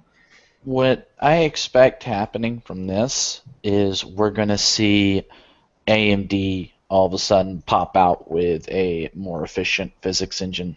I mean, it really depends on, that's one of the main reasons physics has been the way it's been, is because, to keep it out of the competitors' hands. Mm-hmm. And now that they're open sourcing it, it really does depend on how much licensing and patenting that they buried this thing under, as to if AMD is going to stop popping up with their iteration of it, because that, Seemingly, it's not completely open source, the part that runs on the GPU is still theirs. Like it's Yeah. just that it's something like the part on the CPU is open source, but the other part that runs on the GPU isn't, or something. So AMD can't do what you would want them to do if it was proper open source, Mhm. because they still won't know how it works for the GPU side. So it's Nvidia playing games again, I think. Yeah. It They like is. doing that. And this is also to note that this was already available for Windows, and now it's pretty much like open sourced for OS X, Linux, Android, all that happy shit. Mhm. So it's kind of pretty much already this way for Windows anyway. It just expands it out, and so it does seem from all of these announcements that certain members of the industry are kind of getting together in lockstep to have a more open environment for new game developers. Mhm. Which Solution6months.com. Yeah, solution 6 month. This is where a lot of people are coming up, myself included, and we're seeing the darker side of this thing with the way, with Gamergate and the way everything else has been going around in the industry in the past couple of years, even excluding the, just the whole shitstorm. This very well could turn into a new games crash, because what happens is when you saturate the market with all this free open source stuff and you make it so blatantly easy an idiot can do it, you pretty much, if you don't have a good system to filter out the garbage from the quality stuff, and you don't have a big enough industry, or well, we have the industry, hopefully we have the manpower to sort through all this garbage that's going to inevitably come. We're going to end up with another crash of the 80s of gaming, and we're going to end up with some other version of ET being buried for freaking 2 decades. Does anyone want to make that call of what's going to be this generation's ET? I'll pick mine first. Revolution 60. Go ahead. You stole my choice. Yeah. It seems No. to me that this discussion essentially boils down to freedom versus security. Yes. And the thing is we do have, though, some levels of trusted filters. For example, Total Biscuit is one person who we know reviews a lot of indie games and is able to say with the amount that the audience trusts him, this game is good, this game sucks balls. But that's one person. That's not going to be enough manpower. When everything gets blown out. Well, let me ask you You're going to this. have a lot of people, a lot of 1-2 dev teams start popping up out of nowhere with this. Well, let me ask you this: when we say crash, or what exactly is crashing? Yeah, and that's something that I kind of crash. And all I'm thinking is, well, there's gonna be a lot of shit games, and you have more to filter through, and that gets frustrating. Like that's all I'm hearing. And there's one thing that you're referencing here. You might be like, there's so many shit games, and you've been burned so often that you just go, fuck it, I'm not buying any. That's how it kind of works. That's what's probably gonna happen. If a crash does happen, people of course are going to look at it won't be like a complete industry crash because the industry's too big. Mm-hmm. But it has the very real potential, and it's a very. I'm glad you asked this because it does need clarification. This does have the potential to snuff out the indie scene completely. Because if there's just so much saturation to the point that We'll stop having faith in indie developers. Yeah, people are starting to having faith in indie developers. Big companies stop looking to them for employees because it's one of them things where too much work. I'm going to point out that AAA developers have had missteps and fuck ups definitely in the past couple of years with Ubisoft and Assassin's Creed and everything. Mm-hmm. But it's gotten to that state that we know what to expect from a AAA developer, whereas indies a lot of times we don't know what to expect until it comes out. Well, it seems to me, if I may, it seems to me that we may end up with if we allow this to go and allow people to, there's nothing we can really do. Yeah. But my imagination goes more towards the area of for example, Amazon. If I go on Amazon, I can go and I can put up any product I want for sale, and my reputation I have to build myself. There's not as much. I think the only real difference we'll see is a lessening of initial good faith, and that an indie developer, instead of people saying, "Oh, he released a game, it's probably decent," to people going, "Oh, this is looks like it could be cool, but I'm suspicious. Let me go check the reviews."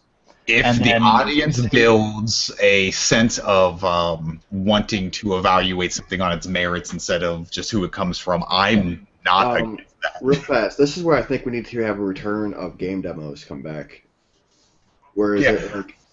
Because what was it? I think it was. That would be cool. I'm gonna praise Microsoft for a second, so just turn the hate. Whoa, down whoa, for a second. whoa! Hold on. Just turn the hate down for just a second. On the 360, every single fucking game on that arcade, maybe not all the AAA stuff, but every indie game and every arcade game had a free trial you could download. Mm-hmm. Just so you can get the gist of what it is. And an idea I've had that if Valve could get publishers to agree to this shit, and like they're making strides with all the free weekends that happen, but what they need is freaking Steam games to have like a 30-minute, hour freaking trial. They already have that implementation in there. They have it. They've already implemented with family sharing. With family sharing, whenever you can play the game completely free if somebody's family shared it with you, but if they go to hop on the game, it automatically triggers a timer and it says, okay, you can buy it, or in 5 minutes it's going to shut down. They already have that implementation in on Steam. See, I What think would at the be same good time, is- is if go ahead, more. I was, who was it? There was the streaming service online. Was it online? Yeah, on live. Live. Didn't they get bought by Sony or something? Oh god. They're now part of But if PlayStation Steam now. done that with if they had games on their list on the shop and you could click demo and it would do it like that, like maybe not the on live way, but it'd let you download it and play it for however long, a day or whatever, and then it would say, please buy me if you want to play for more hours, your save point's saved. Now if they'd done that, that would be a quality check that Valve wouldn't have to do, and because that's why Valve don't do it, right? It's because they don't have time. But if they done it that way, that means there would be a quality check in there. So with the green light nonsense, we wouldn't get that crap because everyone would be able to go, don't get this, I've played the wee 30-minute demo or whatever it was, or day demo, and it's really rubbish. And then that way it would work. And then there's also that base gamer website that's coming, maybe like Metacritic or whatever type thing, but it's people's opinions. That might help as well. There's a few things coming that might help, like this stuff. So I don't know, man, but I think that's what Valve should do. Something like the on live type demo thing, where it's like the full game, but it only lets you play it for so long. It really boils down to is if the industry has the manpower to handle the surge. It should all be easy peasy, and it should even out. Just to clarify, what do you mean by manpower? Like I said, with anything, when you get a massive surge of product, it takes manpower to sift through that product. So you mean like essentially what we're going to be doing is we're going to have a huge number of games coming out, and then we're going to have to wait to catch up for more people to take the same role as Total Biscuit does and become reviewers. Essentially, yeah, pretty much. You're going to need people to sift through it because that's pretty much what the game industry has evolved into now. Is there's been just so many people that have just been endlessly burned.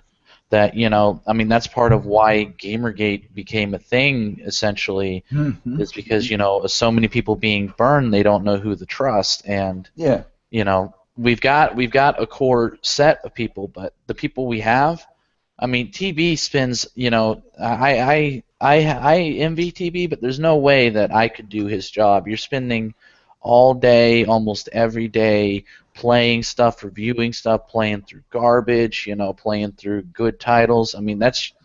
it takes a certain type of person. Like realistically, Right. how many of those good titles does he actually get to finish? Yeah, I mean that's the thing. His entire life is around this, and we're going to need a lot more people like him coming up. We're going to need people that are ready and that are trustworthy and that have earned that position to be able to handle the influx, or the people that are there now are just going to get inundated, and there's just going to be a massive amount of stuff that's going to fall through the cracks. And you're starting to see this push towards the user-curated kind of reviewing, like, okay, Steam, you can do a review if you've bought the game. But at the same time, you also have the developers removing those comments. Mm-hmm. That you got to have a I think that's the real issue right there, to be completely honest, because the way I treat Steam is I go two ways when I look at any game. If there's a couple games I bought because people, my friends, you guys have recommended them to me and I bought them and they've been awesome. The other way I do it is I tend to treat Steam a little bit like Amazon, where I'll go in and I'll look at what's the star rating, what are people who are reporting on the game who I was going to ask, like, how many people have bought a game on Steam based on reading the first 5 user reviews. Exactly. I don't see this becoming an issue except for the developers being able to remove bad reviews. I think that's the solitary bad issue that I would be like, okay, well, that could cause a problem. Think of it this way. I mean, that is a very good analogy. Steam is going to become the Amazon. It has become the Amazon of gaming, essentially. But when you have, I feel like the crash of I think it was 87 was it was 87 or 89 was downplayed as to the sheer volume of stuff that was being pumped out. We had during that period, I mean, I was born in 87. Yeah, I was born in 87, so I didn't actually live through it, but I studied up on it greatly. During that period, when all that stuff became available and they were pushing it hard, you had people that were you had devs that were pumping out games in 2-3 days, and you just had a massive amount. And when you have that much, when you have that much inundation of product, the list that you have to sort through to find those games with the decent reviews becomes larger. I mean, yeah, you can set Steam to sort by reviews and stuff, but you still are stretching out the amount of reviews that are going to come up, because just with that big of an influx, it's going to that's why it boils down to manpower. There needs to be enough manpower to keep up with the incoming product. Right. Well, and I think we will see that. I mean, in terms of to go back to that Amazon bit, you have people who will, like, for example, me. When I buy stuff off Amazon, I don't review everything that I buy, but when I put up reviews, I put up very thorough reviews. Mm-hmm. Like, they're not to brag or anything, but I have a couple of products there. Like, I'm like the top commented, most helpful user there. I see other people put some real. I see a lot of people put time into the reviews, and quite frankly, I'm going to trust somebody to an extent that has put like 300 hours into a game and has put out a really thoughtful review, pointing out the pros and cons and all this shit. Right. My opinion is, of any system I think can take a lot more abuse than we tend to give it credit for. Yeah. I think, but I do recognize, like, the issue that you bring up. You will see an influx of games that are just absolute shit. But I think there will be a few people who get really screwed over. There's going to be people who buy a game thinking it's going to be great. It turns out to be only half of Revolution 60, and they feel like shit. And then what they'll do is they'll put up a review saying, "Hey, this game is shit." And then the next couple people will read it and realize it's going to become a much more. You're going to have to be much more intentional about what you buy. Yeah. And I don't think that's a bad thing. I'm a libertarian. I'm much more along the lines of taking personal responsibility rather than trusting someone else to make choices for me. But John, it actually goes along with the lines of the whole pre-order mindset that a lot of us have nowadays, where quit pre-ordering. People should quit pre-ordering, and I wish the fucking publishers and the fucking pushers of games like GameStop would stop this fucking pre-ordering bullshit. But yeah, that's exactly what it is, because it's like you're pre-ordering something that you don't know what you're going to get. Right. Well, in that case, you're throwing money at someone based on a reputation. Again, Yes. exactly. And we were going and we were just talking about that with the indie devs, where it's like, this guy maybe his first game out, that's not. Now, may I ask, is the main issue with pre-ordering, is it with new titles that haven't earned a reputation that you take issue with pre-ordering, or is it pre-ordering across the entire spectrum? I take an issue with the entire spectrum. Here, I take an issue with pre-ordering right now in its current form because you have look at Aliens, what was it, Colonial Marines, that one, and games that have gone that route where they show you blatantly false trailers and shit like that to what the final product is. Oh, you're talking about like over-promising and under-delivering. People are pretty much being false advertised to when they're being presented this at E3, and they're being presented this as their YouTube footage, and this is gameplay footage, look at this shit. And then when the product comes out, that's not it. People pre-order it based on a certain impression they got that was given to them directly. And I take very big issue with that. And the current system it's so game towards pre-orders where you get these get the GameStop gun DLC. If you pre-order from GameStop. With Arkham Knight, you get a full-on character story arc that you won't have access to unless you pre-order it from GameStop. Yeah. Here's my problem with it. It is a system that is geared towards abusing the lowest common denominator.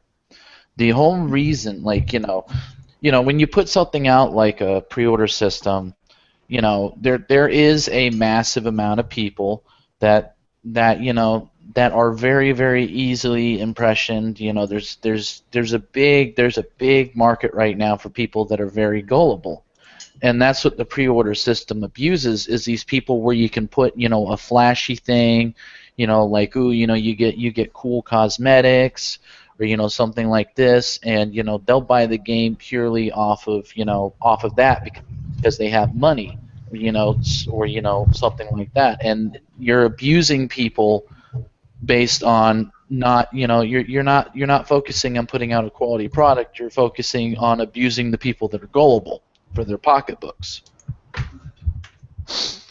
Well, I see that argument. I also wonder though, because it seems to me that you have the pre-orders, which is there are some games who take advantage of that and use it to falsely advertise.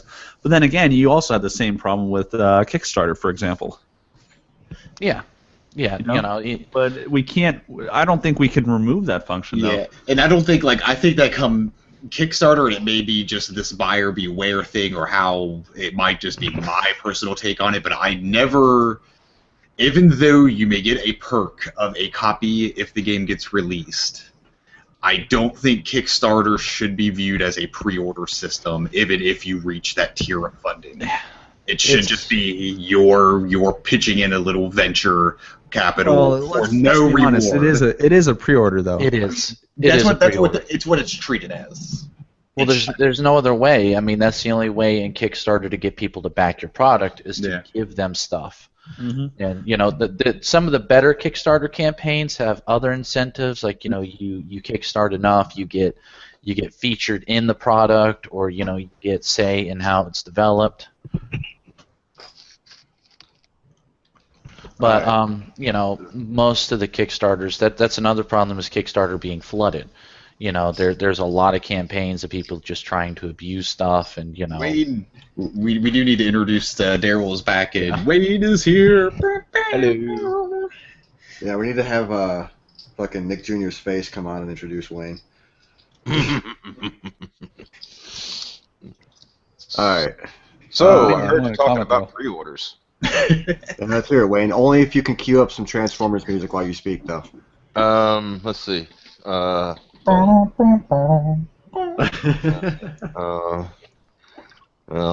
I don't know. I'll see what I can do. Anyway, talking about pre-orders.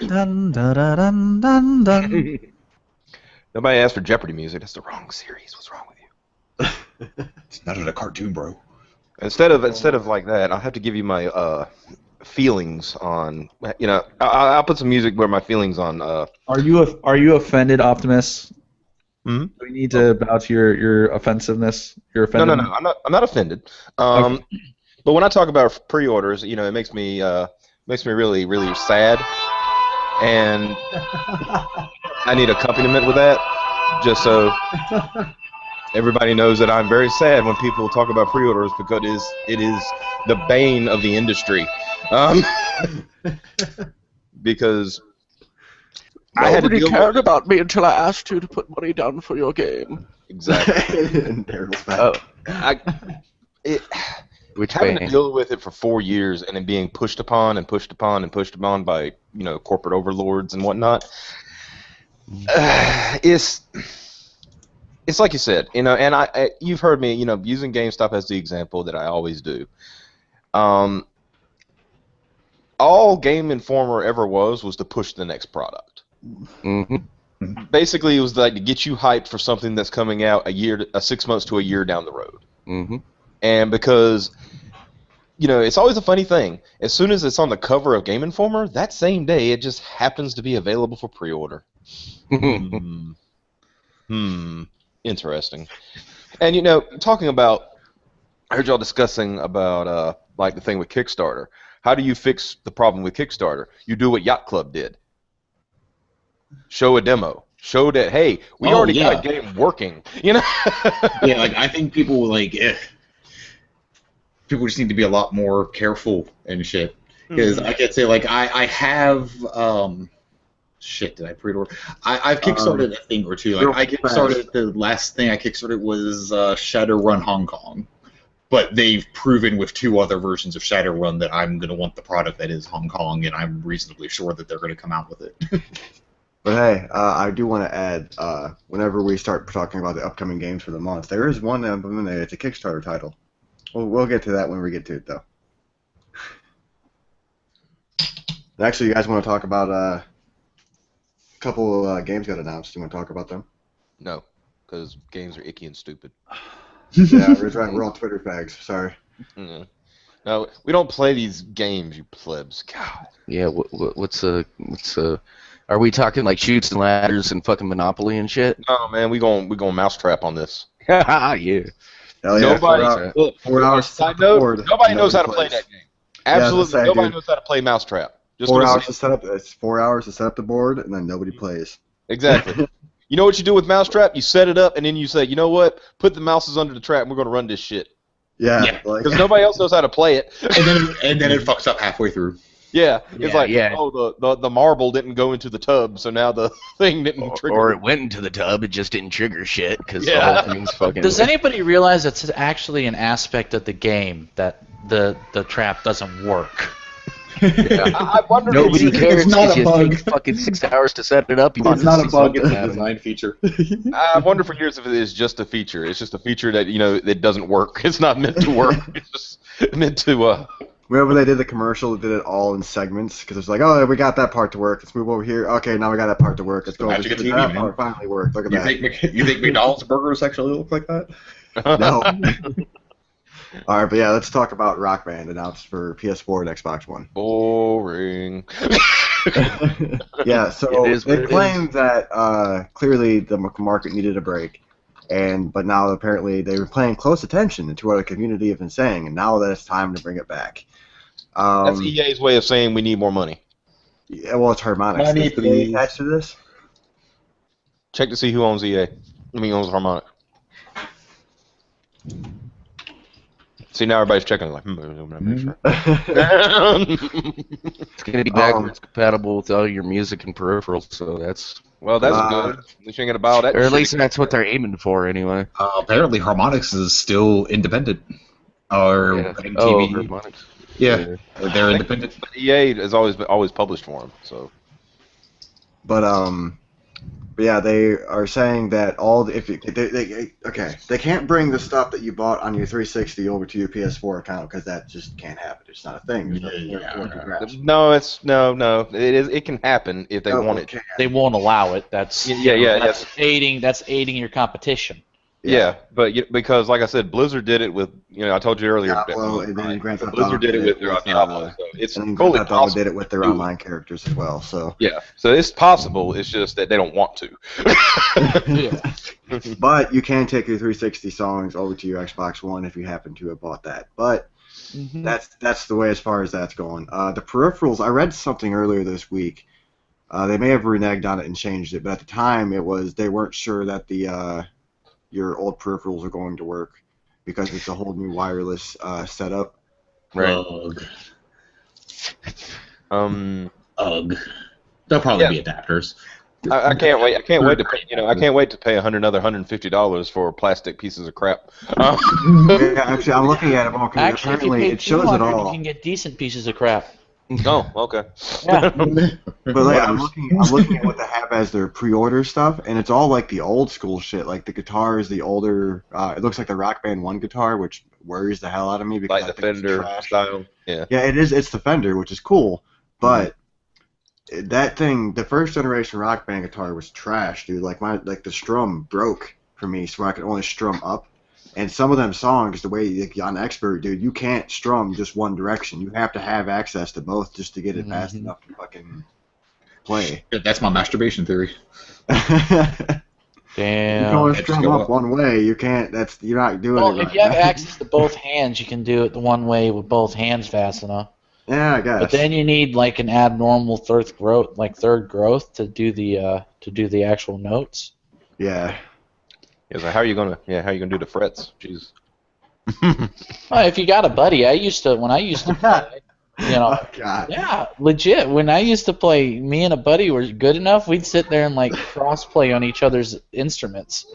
Dude, I kid you not, with Josh talking about the penis shit, and now you talking about this, that did not help this conversation. Oh, fucking Christ. Or did it make it that much better? But yeah, the drums are the old Rock Band style drums. They're not the Rock Band, I think it was 2 and up, where it had like the crash cymbals and shit. Mm-hmm. It's like I think the old crash style cymbals. The four crash pads. cymbals were. I think you had to buy those extra anyway. I don't know. I personally like the crash When cymbals. we sold them. By the way, having a store full of those fuckers, fuck that noise. Packed it the fuck out, man. I guarantee you there was like no room to move.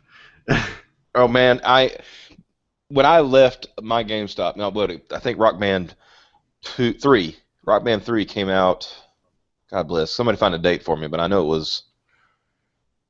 I can't remember the exact date. And I just had the harmonics wiki up. Yeah.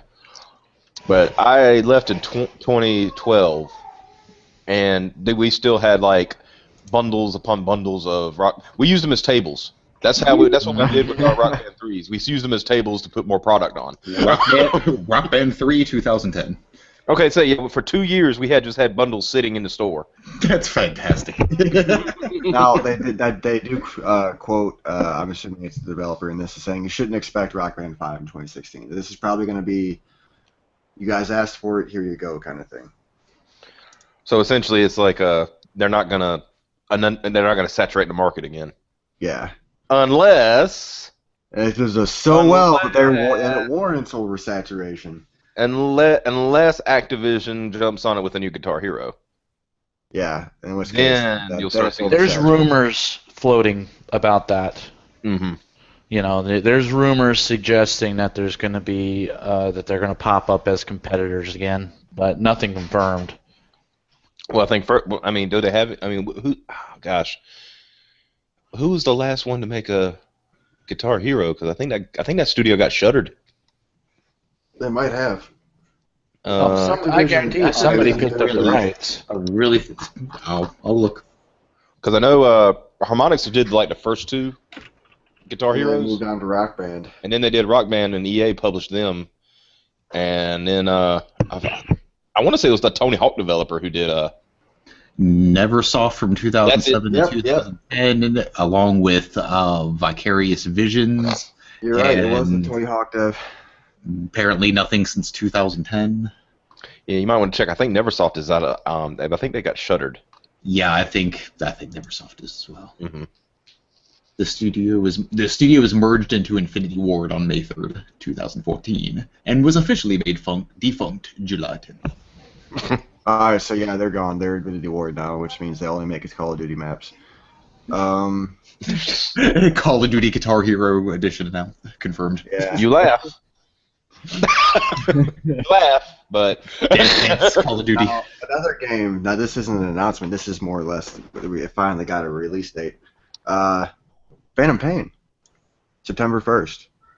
I personally think September 1st is a placeholder, but September 11th will be the date. There will I be no think that's- survivors. oh god, if they do that, ow. Well, it's a Friday release, so it's probably unless it was a Nintendo product, not likely. So Yeah.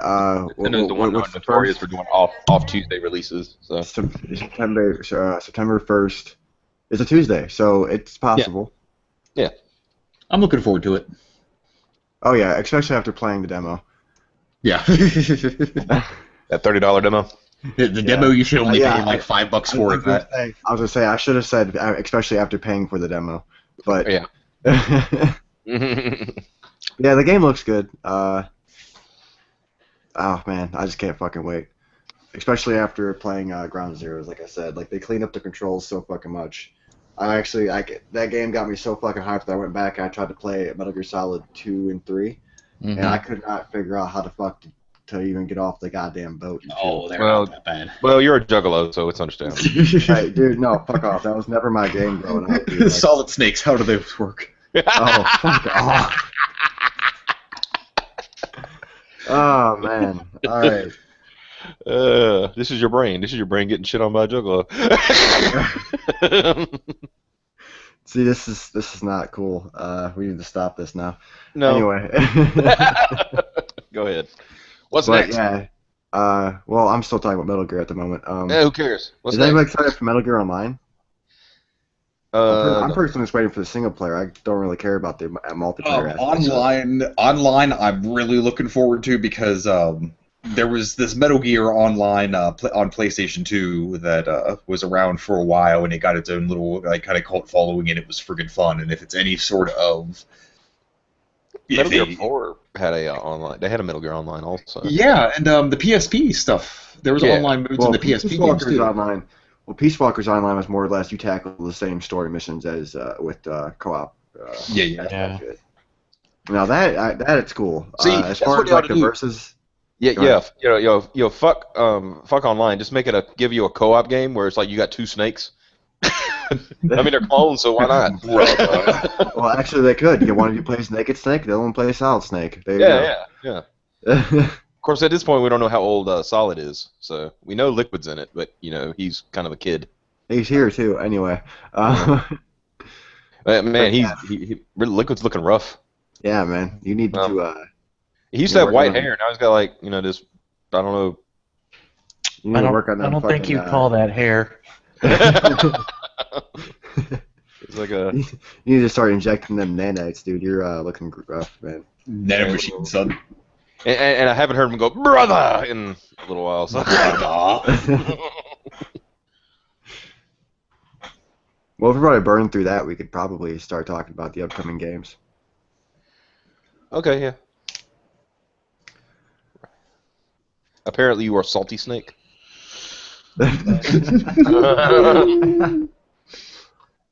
Shit. Hey, Grand Theft Auto's Online is, speaking of online modes, Grand Theft Auto Online shit. The heist. More online. Yeah, the heist shit's coming out. About fucking time. It looks like March 17th we got Battlefield Hardline coming out. Oh, you mean Hardline, because they shouldn't be called Battlefield. Yeah, it should actually no. No, it deserves being called Battlefield. It is. It is a Battlefield title, but it shouldn't be a standalone. It should be a fucking DLC. Yes. Exactly. It's literally one mode it's like one extra mode with a bunch of new maps and new weapons. That's Which all is it a fun mode. It is fun. I've It played is. in the betas. But yeah, I'm totally on that. It should be like a $5-10 maybe expansion upon the fucking just Battlefield 4. Goddamn. Yeah. Especially considering it uses the same engine as Battlefield 4. It uses the same animations as Battlefield 4. A lot of the same guns as Battlefield 4. Like, why does this even exist at this point? Cash in. We got to release a game every fucking year, don't you know? Spend that money, son. Jesus, get on our level. Then We're trying to Call of Duty here. What's wrong with you? Call of Duty. Yeah. Dude, March games don't play. 11th. March 11th, we got Ori of the Blind Forest. I don't know if I'll pick this one up. It's got a lot of hype for being like a smaller kind of game, but I don't know. I actually haven't heard of it. It's an Xbox One exclusive, so you'll see it on PC next year. Oh, so that's why, yeah. Oh, no, well, the way that Windows gaming is going, we'll see it like next month. Yeah, you're right. Ain't good. Did Then we got. Unless you are Grand Theft Auto 5. Well, yeah, true. Well, see, I don't know. Like, the way this was described, I can't even remember exactly what they went about it, but I don't know. It had a lot of buzz after E3. I think it was last year when they showed it off. It had some pretty good buzz about it, so I don't know. I'll probably check it out. I might. I don't know. Depending on the price and where it sits is really going to be the deciding factor. And then March 10th, I think for every platform under the sun, aside from Android, we got Hotline Miami 2 Wrong Number. I personally never played the first one. I heard it was good. I don't know. Anyone got anything to say about that? No. Okay. I want to play it. It's going to be good, I'm sure. Oh, wait, no, sorry. Ori the Blind Forest, March 11th, PC. There you go. Aha! Master Race wins again. Yeah, that you do. Mhm. Mario Party 10, Wii U, March 20th. Oh, Fucking God. Time to invite friends over and then never call them again. No. You understand? You'll still be friends, but that game causes more domestic disturbances than any other game in Nintendo's library. More bitch slaps have been recorded. I went to my friends one time. We were playing Mario Party. I forgot which one it was. It was one of the Mario parties. And, it was me, his girlfriend, his sister, and his sister's husband. And I saw Wii remotes getting tossed at people. How bad it got. I'm like, if you're going to play this game, don't stream it on Twitch with your significant other right next to you, because it might just turn into, stop stealing my fucking stars! Yeah. And also, just to, anybody who buys it, just to remember the wise words of Willie Madden from the Best Friends, Super Best Friends, losing is winning. Then March 13th. I'm not talking about any of the Q1 shit, 'cause that's not a set in stone date, so I'm moving past those. March 13th, we got Codename Steam for 3DS. Oh boy, of course. Salty about that game now. Why? What happened? Apparently, Will Wheaton. Yeah, Will Wheaton plays. Doing a voice in it. And okay, Will Wheaton is a he's kind of a janky person. It's not a reason to really not buy a game. Yeah. Like I'm interested in the game because it's XCOM, fucking for the 3DS. Like that's my soul. Yeah. Like, and one of the characters is Abraham fucking Lincoln. I don't even care about the characters, dude. I care about the gameplay 100% of this game. It is fucking XCOM for the 3DS. Wait. Hold up. Back your juggalo ass up for a second. You're telling me you would not be hyped to play a game where you play as fucking Abraham Lincoln? No, dude, I would be more hyped to play a game where you play as John Wilkes Booth. Oh,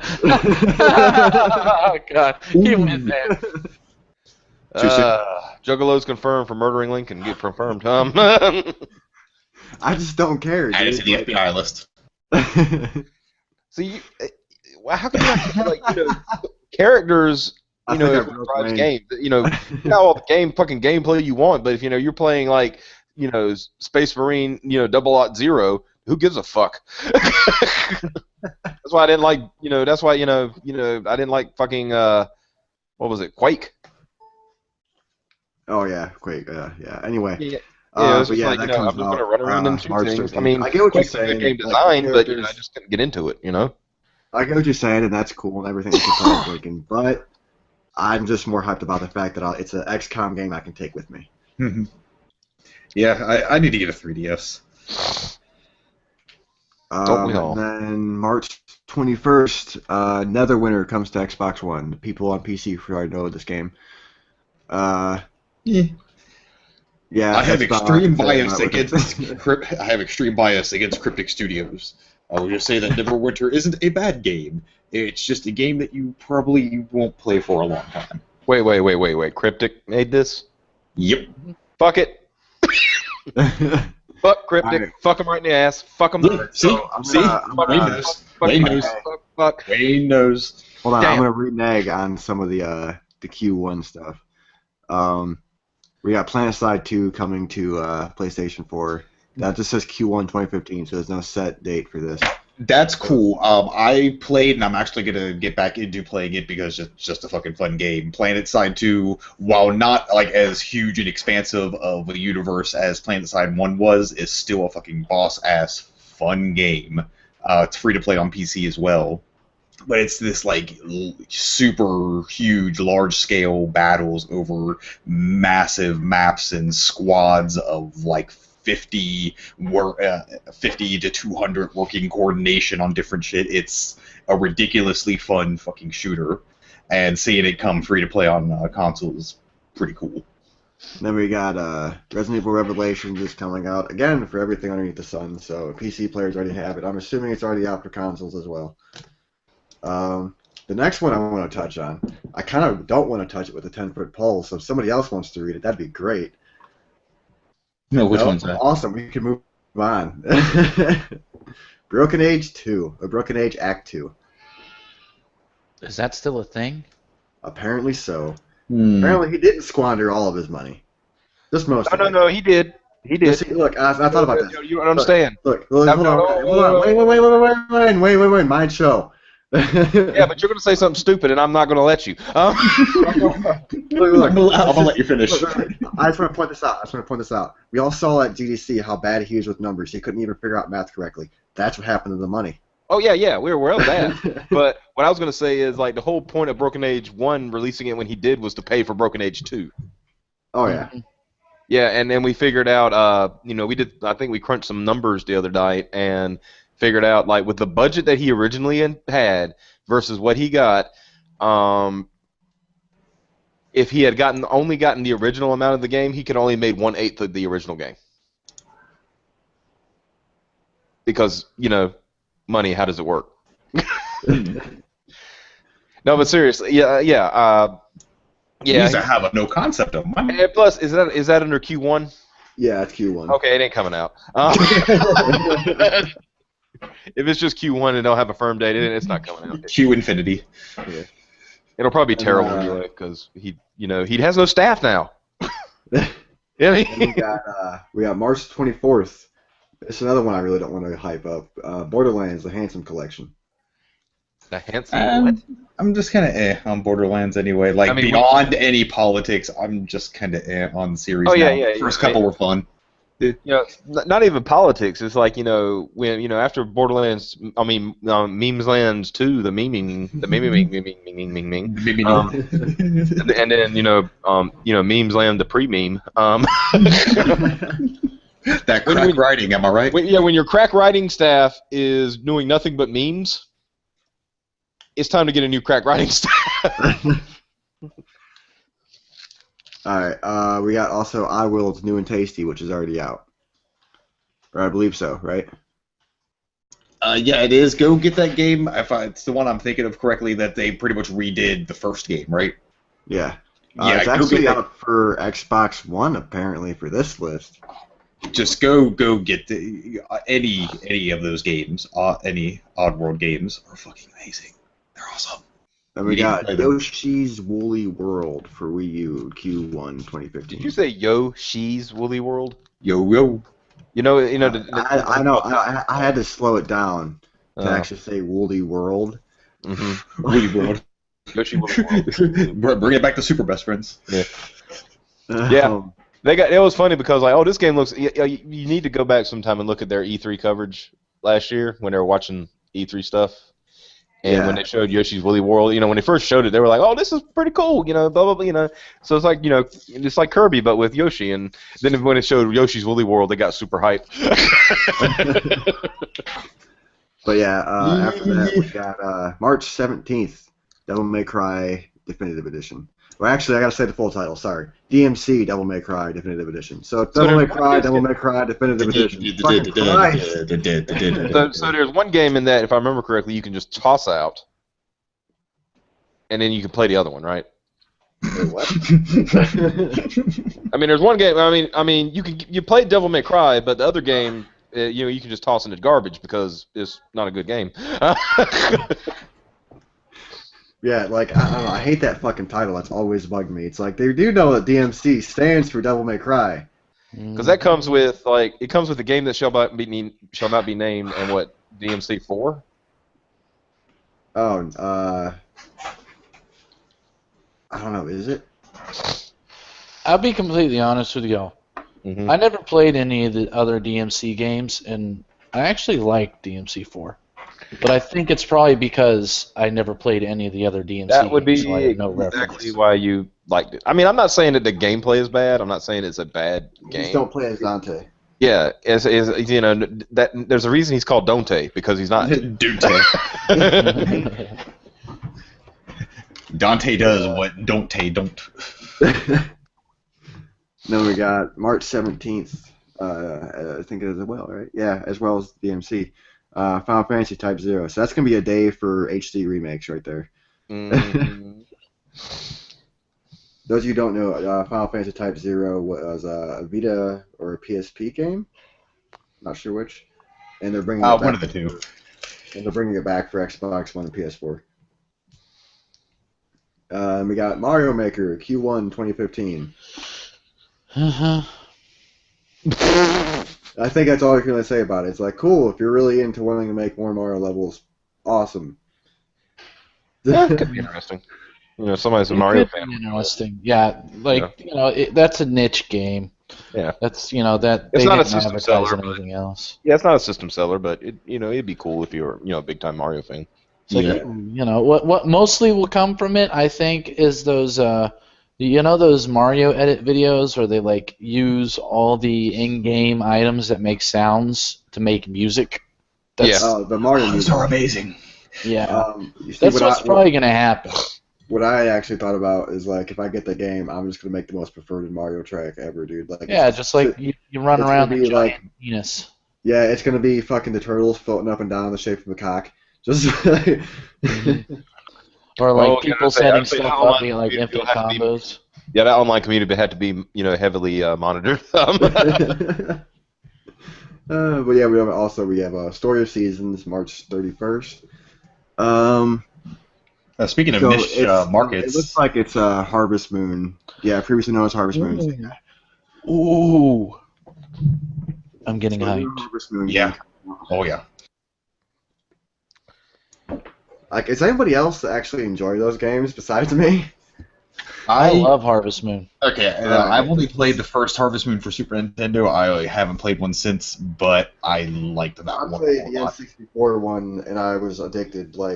Holy crap, crack baby addicted. Oh my god, I have got to make friends with every villager, have a fully grown farm and everything, so when my dad shows up, gotta grow my crops. Me. Yep. Yeah, dude, oh my god, it was so good. It was pissed me off because I got past the third year, right? It was so good it pissed you off. You know what? This is what happens, right? You get past your third year, your dad shows up, and all your friends that you made throughout the story start showing up, and they all have a party on your back deck or whatever. And whenever you're doing that, it's that's your moment to see how good you did with the whole making friends with everybody's part, you know? Can you hear me? And yeah, we can hear you. Yeah. Oh yeah, you thumbs up Harvest Moon. I love Harvest Moon. I forget which one it was, but one of the Harvest Moon games allowed you to effectively grab someone of the same gender and have them move in with you. I forget. That was 64. But you could only do it in Japan. When they brought it to America, they actually removed the code allowing it, so there was no way to hack it back in. Womp womp. But I remember playing the base 3 years. The dad shows up, pretty much says you failed, but keep doing what you're doing. I'm like, oh, okay, well, he'll show up in another 3 years. It's a game. That's just what happens. No, he never shows up again. That's it. If you don't have that fucking shit 100% by 3 years, you're fucked. Like, you will never 100% that game because you need one fucking picture in your goddamn photo album to fucking complete it. Like, god damn it. The signs of trutism. You mad, bro? You mad, bro? You jelly? Yeah, I was no dude. Oh my god. After I got, because I didn't have a computer at the time and shit like that. By the time I finally got a computer, I looked up a game guide for that shit, and it's a day by day fucking guide. Like, here's what you do on day 1. Here's what you do on day 2. And if you stray off at any point in time, you are fucked. If somebody's not where they need to be at like a specific day, and you're like in day 30, restart. There's no reset button in life. Then we got Axiom Verge coming out March 23rd, or no, March 31st. The hell is an action bird? Axiom Verge. I have no idea. Axiom Bird. Retro-styled 2D action game focused on unusual weaponry and an exploration of a maze-like infested something. I don't know. Oh, wow. Here's what I'm kind of looking forward to just to see how it's going to turn out. March 10th is the release of, Cities Skyline. It's from the people who made Cities in Motion. And it's supposed to be a city builder, and considering fucking SimCity sucks, and fucking Cities XXXL sucks, I just like city builders, and I'm looking forward to trying out another one. Hell yeah. I hope it's not disappointing, because it's like almost every single city, but there's no reason to get anything beyond SimCity 4 now. And holy shit, the PC Master Race beta tested the game for the console players. What? Fucking Slender. We do it all the time. Fuck off. Right. Minecraft. Just stop now, dude. I've lost too many hours to that game. Splinter the Arrival, Xbox One, PS4, March 24th and March 25th. Slenderman, Ermagerd. Ermagerd, Grumpakurt. It looks like Bannersog is finally going to make its console debut sometime this quarter as well. There's a lot of just straight Q1, like no set release dates, which makes me think it's all going to be moved. Everything is liquid. We got Bladestorm, March 17th. No idea what the fuck it is. Any ideas? Bladestorm. God, I tip of my tongue. Hold on. Oh, they're actually releasing that. It's been in beta for a while, but I guess I see it on the list. Or maybe that's just for. Let me get back to it. If it was just for console, I see something about the DC's MOBA, Infinite Crisis. Oh yeah. I played some of the beta. It was not bad for a MOBA. Just MOBAs aren't really my thing. Well, I know it was very like copy and paste of the League. What I understand. They're all copy and paste of each other. Well, I guess you find the skin. It doesn't do. But I'm saying it doesn't do anything original at all, other than like, oh yeah, you play as DC characters. That's it. Like, other than that, there's nothing original about it. Hey, we have Forza Horizon 2 presents Fast and Furious. Oh shit! Damn. Bloodborne. Fucking Bloodborne's coming out March 24th. We got the new. I don't know. I'm assuming this will be the standalone DLC. This is what I think it'll be. Far Cry 4: Valley of Yetis. Yeah, there's another expansion for coming out for Evil Within as well. So if you liked the Evil Within, there'll be more of that. Oh yeah, I haven't played it yet, honestly. I watched Super Best Friends play through it. That was enough for me. Dude, I'm a total bitch when it comes to horror games. What's that? I'm a total bitch when it comes to horror games. Oh, like, total bitch. Yeah. Oh, I thought you were like going to I like to refer to it that I have a love and hate relationship with them. I love to buy them, hate to play them. Mm-hmm. Right. So you're a crybaby, is what you're. No, dude, like, okay, I got Outlast, right? And I was like, oh yeah, I'm gonna go home tonight. I'm gonna play that shit. It'll be great. I go home, fucking, it's midnight. I turn the Xbox on. I turn it on. I'm like, I don't even want to go inside the asylum. Like, what am I doing right now? A lot of had videos I already watched Jesse Cox's Let's Play of it, so I knew what was in store. And I was like, I'm good. I'm okay. Well, I've seen it. I was like the evil within. I don't need to go to the creepy eyeball room. I'm cool. It's all cool. That's good. Are we about done with the releases? Because We're getting there. We're getting a lot of just strange ones here. are we getting a lot of who cares? Because We're getting a lot of who cares. because if anybody's interested, I would love to have a little something that would be nice and comedic. Oh, do tell. Hold on just a second. I'm going to keep checking this list. All right, go ahead. I'm done. Okay. Check my spam. You know, one of the funniest things in the world you can do is check your spam folder, right? Because you Yes. get some good shit in there. I just got a email from a Blizzard account security. And just to let you know how legit this is, the Battle.net thing that link that they show, you hover over it and it's like bavv.ljh2kq78.com/login/ blah blah blah blah blah. But let me read you this obviously professional email that came directly from Blizzard Entertainment, right? Thank you for contacting Blizzard Entertainment support. When we carry out a routine check with the account, we have evidence to show that your account has been involved in the disputed transactions. So we have to inform you to visit our website, fill out some information to facilitate our investigation. If you cannot tie in with our soon, we will have to temporarily lock your account. Sincerely. Okay, guys. I believe it. Let me log in and let them know that, yeah, that's me.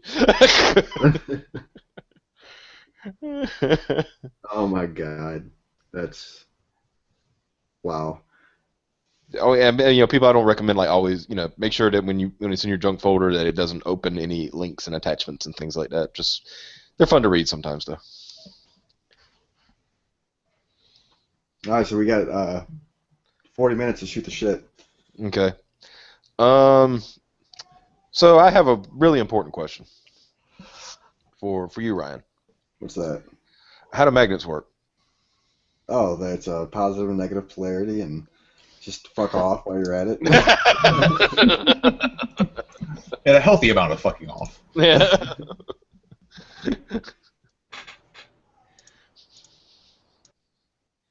Let's see. Yeah, I think it's. What do y'all think, guys? We should make this Ask the Host. What do you think? Why? Why would you do that? I asked you guys. But we've decided that we're going to ask you stuff. God damn it. Oh, yeah, we're asking questions? Yeah, Oh, God damn I'm it. just sitting here. We're just gonna. I'm Okay. innocent of all things. Okay, so Sorry, I just don't have a lot of energy. it's fine. We'll My question is, snore. Do you sleep on your, how do you sleep? Do you sleep on your tummy, your back, or your side? Or are you one of those people that needs a body pillow to sleep? Oh yeah, I have a full body anime pillow. It's great. It's naked on one side and clothed on the other. Who's your waifu? Yeah. Who is your wife? Oh god. Fuck. This is the thinker, honestly. Does it have to be does it have to be a real life person or? It don't really matter. Who do you have on your pillow? God.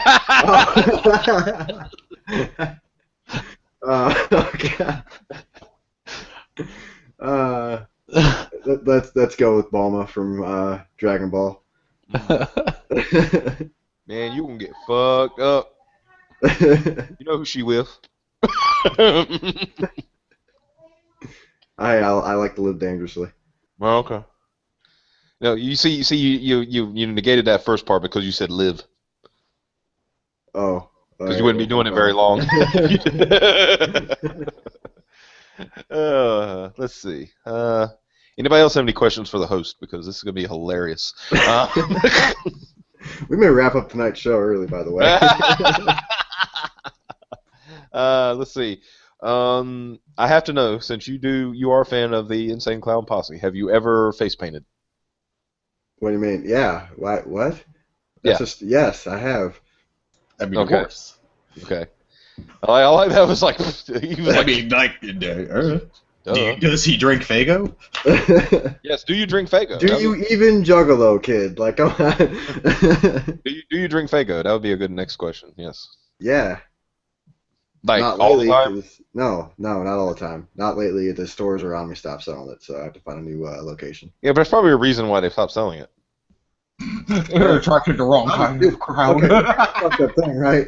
Is the one place I used to buy it from all the time. They kept the fucking the fridge with it right by the door, so it was like, oh yeah, just take it and leave.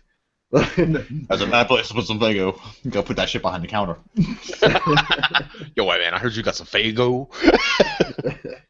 Did I ever tell you the story about my friend who at the time was a juggalo and what he did to get some Fago?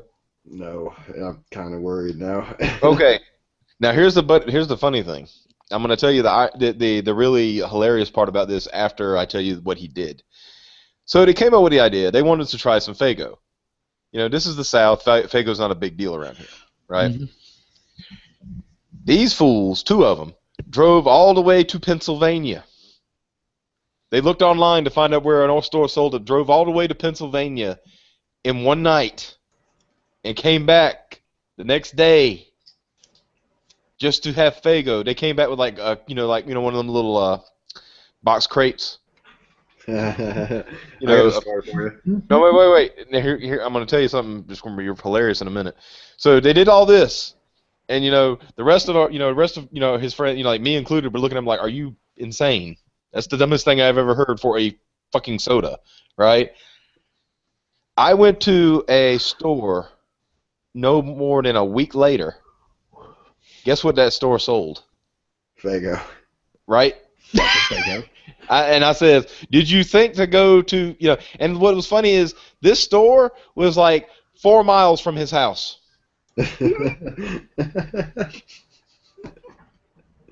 No, I have like left from state to state to get a specific kind of Fago.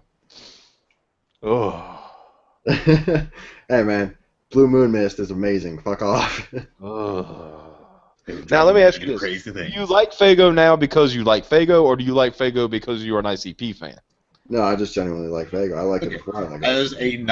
As not generally an ICP fan, I could say that Fago is not bad, and some of it's a good price, and some of it's pretty good. I've heard that it's not that bad for the price. Like it's good cheap soda, but it's still decent, kind of thing. So And some of their brands are actually better than the actual shit. do tell. Moon Mist is better What than is- Mountain Dew. What? Get out. Get out of your stream. Get out. Get out of your stream. Leave. Never return.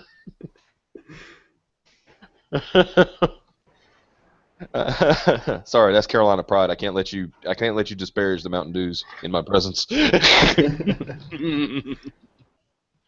All right, so let's ask Wayne some things.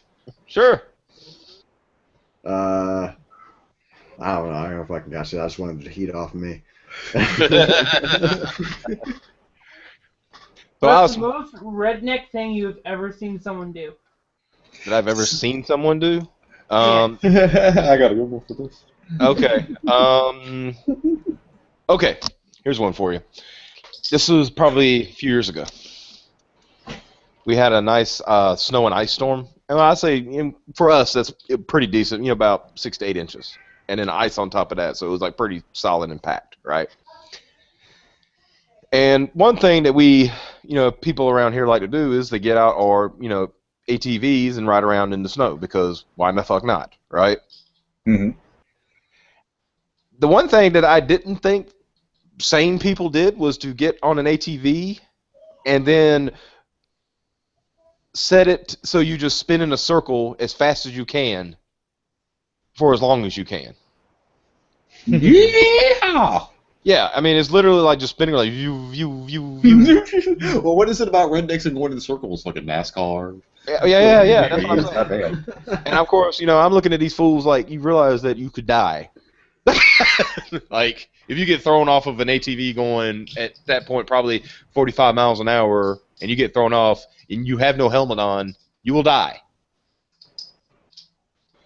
And they're now oh, it's fun. I was like, oh, y'all have fun. I'm going home because I'm not gonna be responsible for when you idiots like kill each other. So, but yeah, probably one of the most redneck things I've ever seen. Anybody else got some redneck stuff? Oh yeah.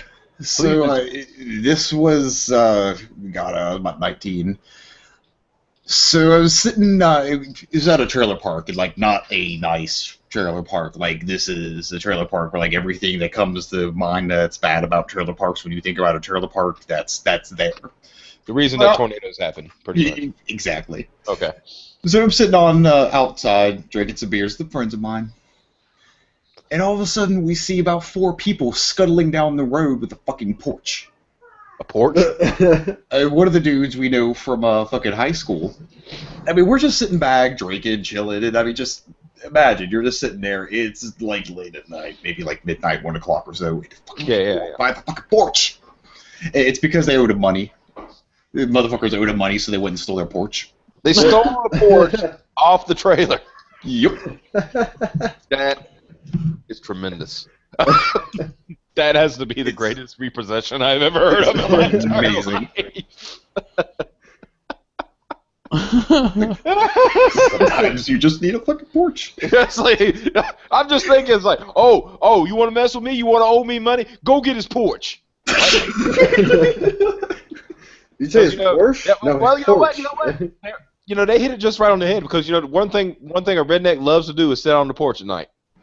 Yeah, that's what we were doing, drinking beers. Yeah. So straight up, like that's like the worst thing you can do to a redneck. You take their porch away, they don't know what the fuck to do. You ever try to get into a trailer with no porch or steps? Right? It's You a just bitch, crawl. man. You gotta like jump and crawl in. But the thing is, the next day he walked out like, what the fuck?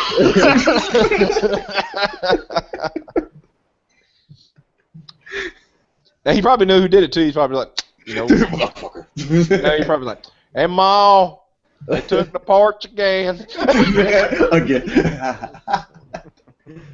I guarantee you it ain't the first time. Especially if it was that easy to just take off and leave with. You'd be surprised how easy it is to take a porch. All you have to have is a chainsaw. If they're taking it in the middle of the night, in a though, trailer, why these things in a trailer, these things are not attached. No, well, they are actually. One of He's my thinking about buddies. sometimes, yeah. One of my buddies has a single wide trailer with a porch, and he was moving, and he moved the trailer, and we literally we detached it from the trailer because the only way it was attached was at the very top at the roof line. It was an extended roof line. Mm-hmm. So you just had to take the screws out, and it popped right out.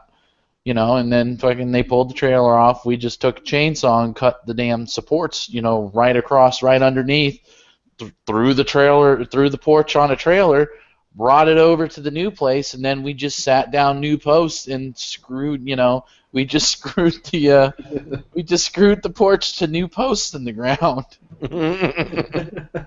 And that's how we moved the porch. That is a legit thing that happens in that sounds extremely safe. The porch is still there. Oh well. He still stands on it to this day. That's good. I just feel a good stiff wind. It's like, and then we fly away. But anybody else got any good redneck stories? Because now I'm interested. Oh, there's plenty. There's plenty of redneck stories. I got to think of some though. I mean, obviously you're in Florida, so you should have some good ones. Yeah, we got face eaters and shit down here. Oh yeah, that's right. I forgot. You got the bath salt zombies and shit. Yeah. You have the infamous Florida man. A Florida man. Yeah. I gotta know, is that true? Is like, do you got in your paper? Does it literally all the time just say Florida man killed dude or Florida man fell through roof and Florida man? Even though y'all are in Florida, they had to remind you that it's a Florida man. No, it's usually our newspapers. Usually, it's just whatever county it happened in. Oh, okay. So it would be like Seminole County man. So a little more regional in white, state. White woman in friggin' this county, drowned child, or there's a lot of. It's only for the outside legit. world, so we could all point and laugh at Florida. Yeah. That's legit. Like that's what kind of fucked up shit happens down here. You know, fucking white woman goes to jail for, you know, not paying, or wait, let's correct that. White man goes to jail for not paying child support on somebody that he just, you know, that he's never met. That's legit a thing that happens. But yeah, legit. You got to look at it from, like, you know, outsider's perspective, because those become Florida Man posts, and you know, all we can assume is, like, Florida Man is the worst superhero in the entire world, because we just imagine there's this one dude named Florida Man who just goes around like fucking shit up all the time. So. Oh yeah, no, it's like It's the fucking NFL mascot. Florida Man just comes out tripping and. Florida is the cesspool of the world for rednecks. Like, it really is. And still, you know, Georgia has more rednecks than Florida does, but Florida is the cesspool. Like, you know, the west side, you've got San Francisco with all the feely faggot SJWs. Over here in Florida, you've got the people that will literally, you know, raid after a hurricane, they will raid people's houses that got shit destroyed. And take, like, the broken down wood and shit and, like, piece it together into some kind of, like, fucking, you know, some fucking death trap Build-A-Bear house bullshit. I shit you not. Like, that's what they do. Like, you've got 3 different types of siding on the side of this fucking house. Shit, It's all from them, like, going down the road just... Like, they just go down the road with a big old fucking flatbed trailer. It's like, stop here. There's some siding. And then, you know, when the people from the vacation homes come down, they're like, where the fuck did my house go? I'm just picturing to come back and there's like half the house is gone. Yeah. And then, have you ever had your whole house looted? I mean, like, not the possessions, just the house. Yeah, that's legit what happens down here.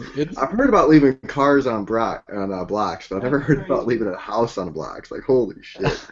Yeah, no, it's not like they go through and, like, you know, vandalize the house. They just scavenge the shit. They just take the house. Yeah.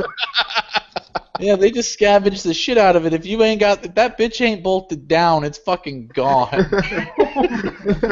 Hey, it's kind of like fucking insects and bacteria in nature. It's just nature's natural way of cleaning out the dead and the infected.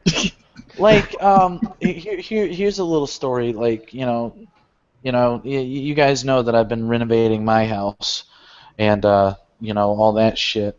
And my mother's house, the same. You know, my mother's house is the same way. We've been doing little bits of work there, and, you know, going through, getting rid of old stuff from passed away family members. You know, it doesn't matter. It doesn't matter what shit you throw out in the road. Like, you can. We've gone through and renovated 3. We've worked on renovating 3 different houses so far. All houses that have been, you know, in family possession at one point or another. Fucking, there is legit people, like, you know, like I said, they drive around with fucking trailers. They'll pick up broken anything off the side of the road. You know, you throw out old clothes. 15 minutes. That's all it takes. You ain't lying. You'll have fucking people picking through those clothes and shit. You know, they're all, like, trailer trashed up with, like, you know, frizzed out hair and, like, in their fucking PJs out in the open and shit. You know, they're looking at you with the stink eye, hoping you won't say shit to them. Like, I had it's funny you mentioned that. I had a situation one time. We had to move into a temporary rental house because the house we had at the time was condemned, so we had to, you know, we basically had to tear it down and rebuild a new house. But anyway, we were moving our stuff over there, and we were putting, you know, we had, like, you know, our furniture, because we just had like a trailer, not like a, you know, covered thing. We just had a trailer. We were hauling stuff back and forth, and we had our chairs and couch on the thing. And we parked it outside, and, you know, we were trying to get the, you know, chairs in the set, because these are big fucking chairs. And we put the chairs, I'm not kidding you, we were in there 5 minutes. We come back outside, and there's like 5 people looking at our couch. Like, what are y'all doing? Well, we were going to get this couch. That's our couch! Yeah. It's about to go in this house! And they made a comment. My dad said, I'm going to show you a damn comment. He comes back out with his shotgun. Oh yeah, no, that's no fucking joke. Yeah. I mean, straight up. You know, they think they see something in a yard and it's free game. Yeah, if that shit ain't bolted down, it's free game. Oh yeah, and well, here's another. I mean, I don't know if it's less of a redneck thing, but more of a criminal thing. I used to work with a lot of houses, you know, like building houses and stuff with that plumbing and stuff like that. Mhm. Don't leave the you got to Copper. Yeah. See, that's the thing. We learned a long time ago not to put copper in new houses. We put what do you call PEX pipe. PEX is PEX is basically like a PVC flexible type of pipe, which is very cheap, but it's actually better because it's more flexible. It doesn't break. It doesn't burst when it's frozen. It doesn't hold on, burst when it's frozen. Real fast, like just a fun fact here. Whenever they foreclose at a bunch of the housing markets and shit around here, Mhm. that the people who foreclosed them actually had to go outside, board them up, and then spray paint on the boards. No copper, so Yeah. people wouldn't fucking break in and try Yeah. to scrap. Yeah, That's what happens here, and that's what happens around here.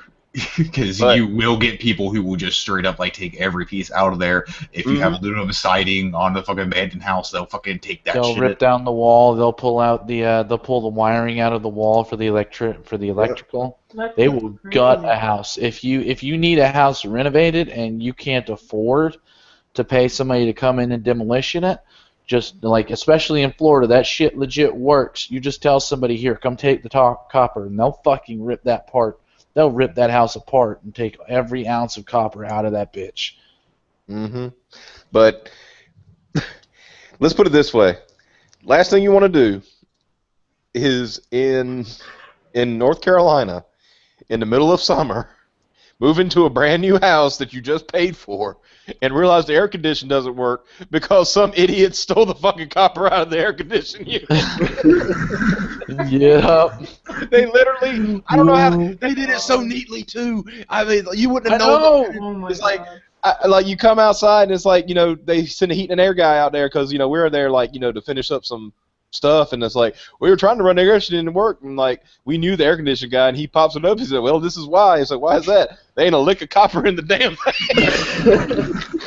Yeah, no, they'll take the time to take it apart. You know, they'll break all they'll come out there with a fucking pair of screwdrivers and tools and wrenches and shit. They'll take it apart, take off the casing, do it real nice and neat, and you won't have nothing but a fucking case for an AC. Everything else in motherfucker's gone. Yep. Oh god, shit! What happens around here too is fucking they'll steal your catalytic converter off your car. Yeah. Oh yeah, it's got precious. Fucking Yep.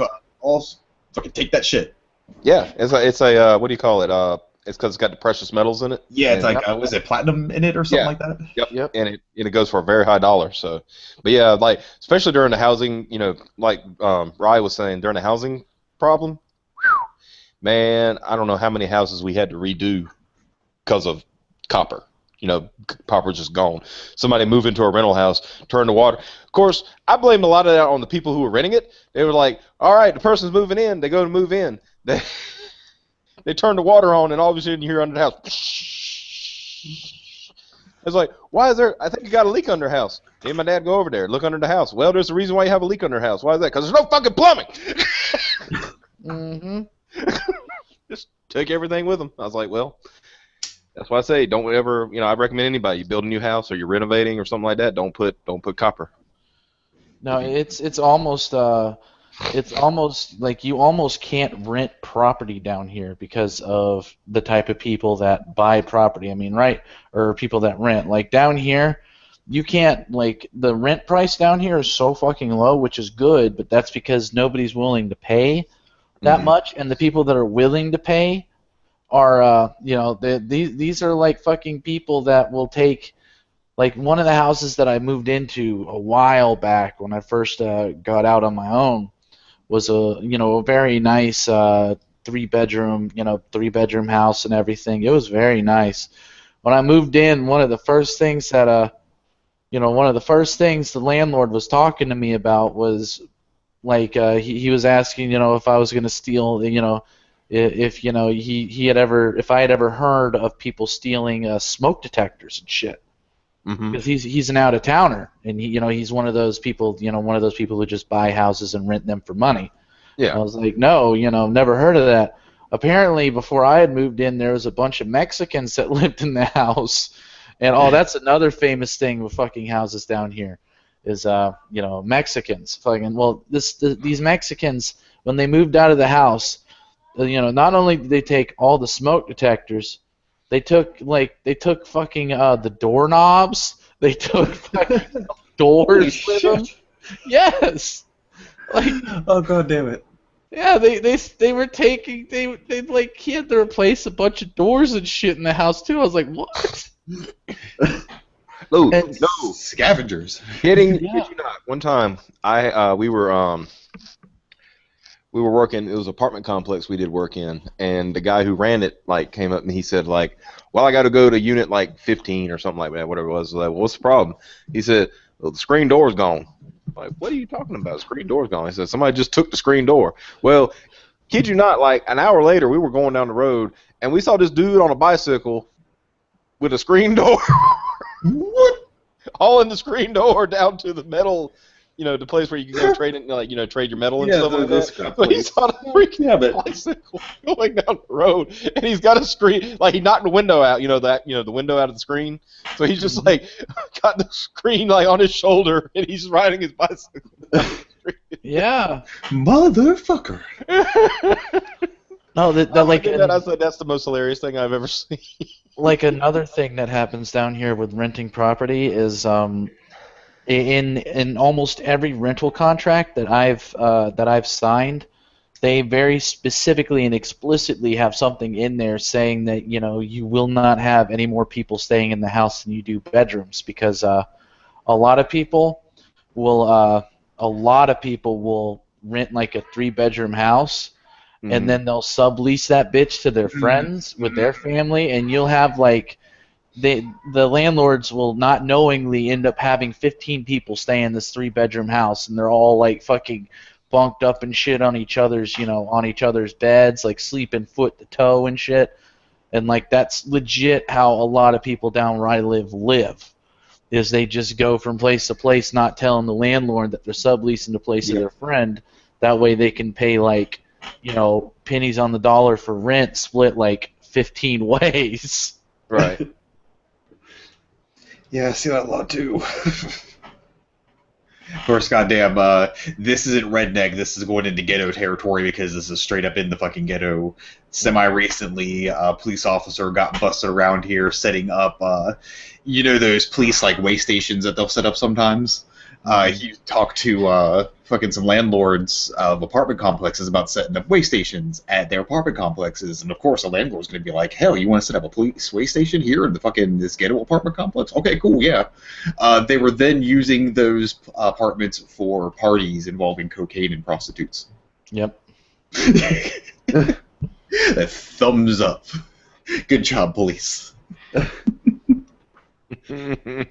Wow. Well, hey, I gotta make that money. Gwen wanted redneck stories and stuff like that, and this is. Well, we're asking each other questions, so that's all I could think of. And we're learning a little bit more about humanity. Yeah. And how lost it really is. Yeah. I mean, jeez. Thanks. I think we're gonna go ahead and wrap it up early tonight. We're 10 minutes off from show closing anyway, so. Okay. Yeah, thanks for tuning in to episode 16 of the Weekly Grind. If you guys enjoyed the show, click the thumbs up down the bottom. Subscribe to my channel for more content, and all the subscribing. Yeah, find these guys on Twitter. I don't have all their information like I normally would. I'm at Doc Bray on Twitter. On the tweeters. Everybody, just chill. Hurry up. I'm Optimus Deadpool at Optimus Deadpool on Twitter, so follow me and stuff. It's fun. Oh, everybody's so enthusiastic about their shilling. No. It's if you want to see somebody wax poetic about ethics and gaming journalism, then yeah, follow me. All right, Liquid. Don't follow me. Just don't. Okay. It's a really bad idea. Don't do it. You don't want to see it. All right, and John is yay capitalism. I'm not sure if he's here or not. I'm here. I've just been listening to you guys chat. Mm-hmm. And Plays then Call of Duty. Gwen, I know you have been working on something the past few days. If you want to go ahead and talk about that for a quick minute, go for it. Yes. Your community game dev thing. All right. Sorry, I'm just having a bad physical day. I'm doing a thing where I basically plan out and eventually create a game live. So through every step of the process, I will be figuring out,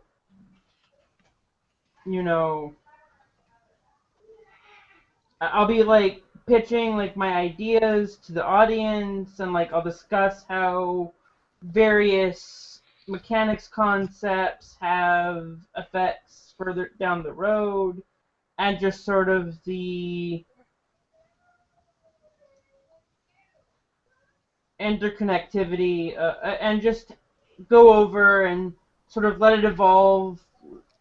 If people's suggestions are good, I'll discuss their suggestions. I'll go over every idea and its what kind of effects it will have on the game if it was implemented, and just sort of create a series showing the process of making a game from the planning stage to the end stage, and hopefully it'll help other people get an idea of just how much thought can be put into creating a game. And we'll plan it all out, and then we'll figure out how we're going to then turn that into a game, an actual video game, and just sort of design the whole freaking thing.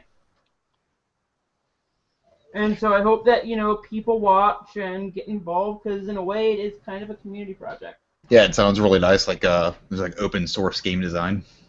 I've been doing as much the best I can with favoriting and retweeting every time I see you tweeting about it. So. And there'll be a lot more tweets in the future, especially when. and that'll be on twitch.tv/Gwen Lily Knight? Mm-hmm. Yep.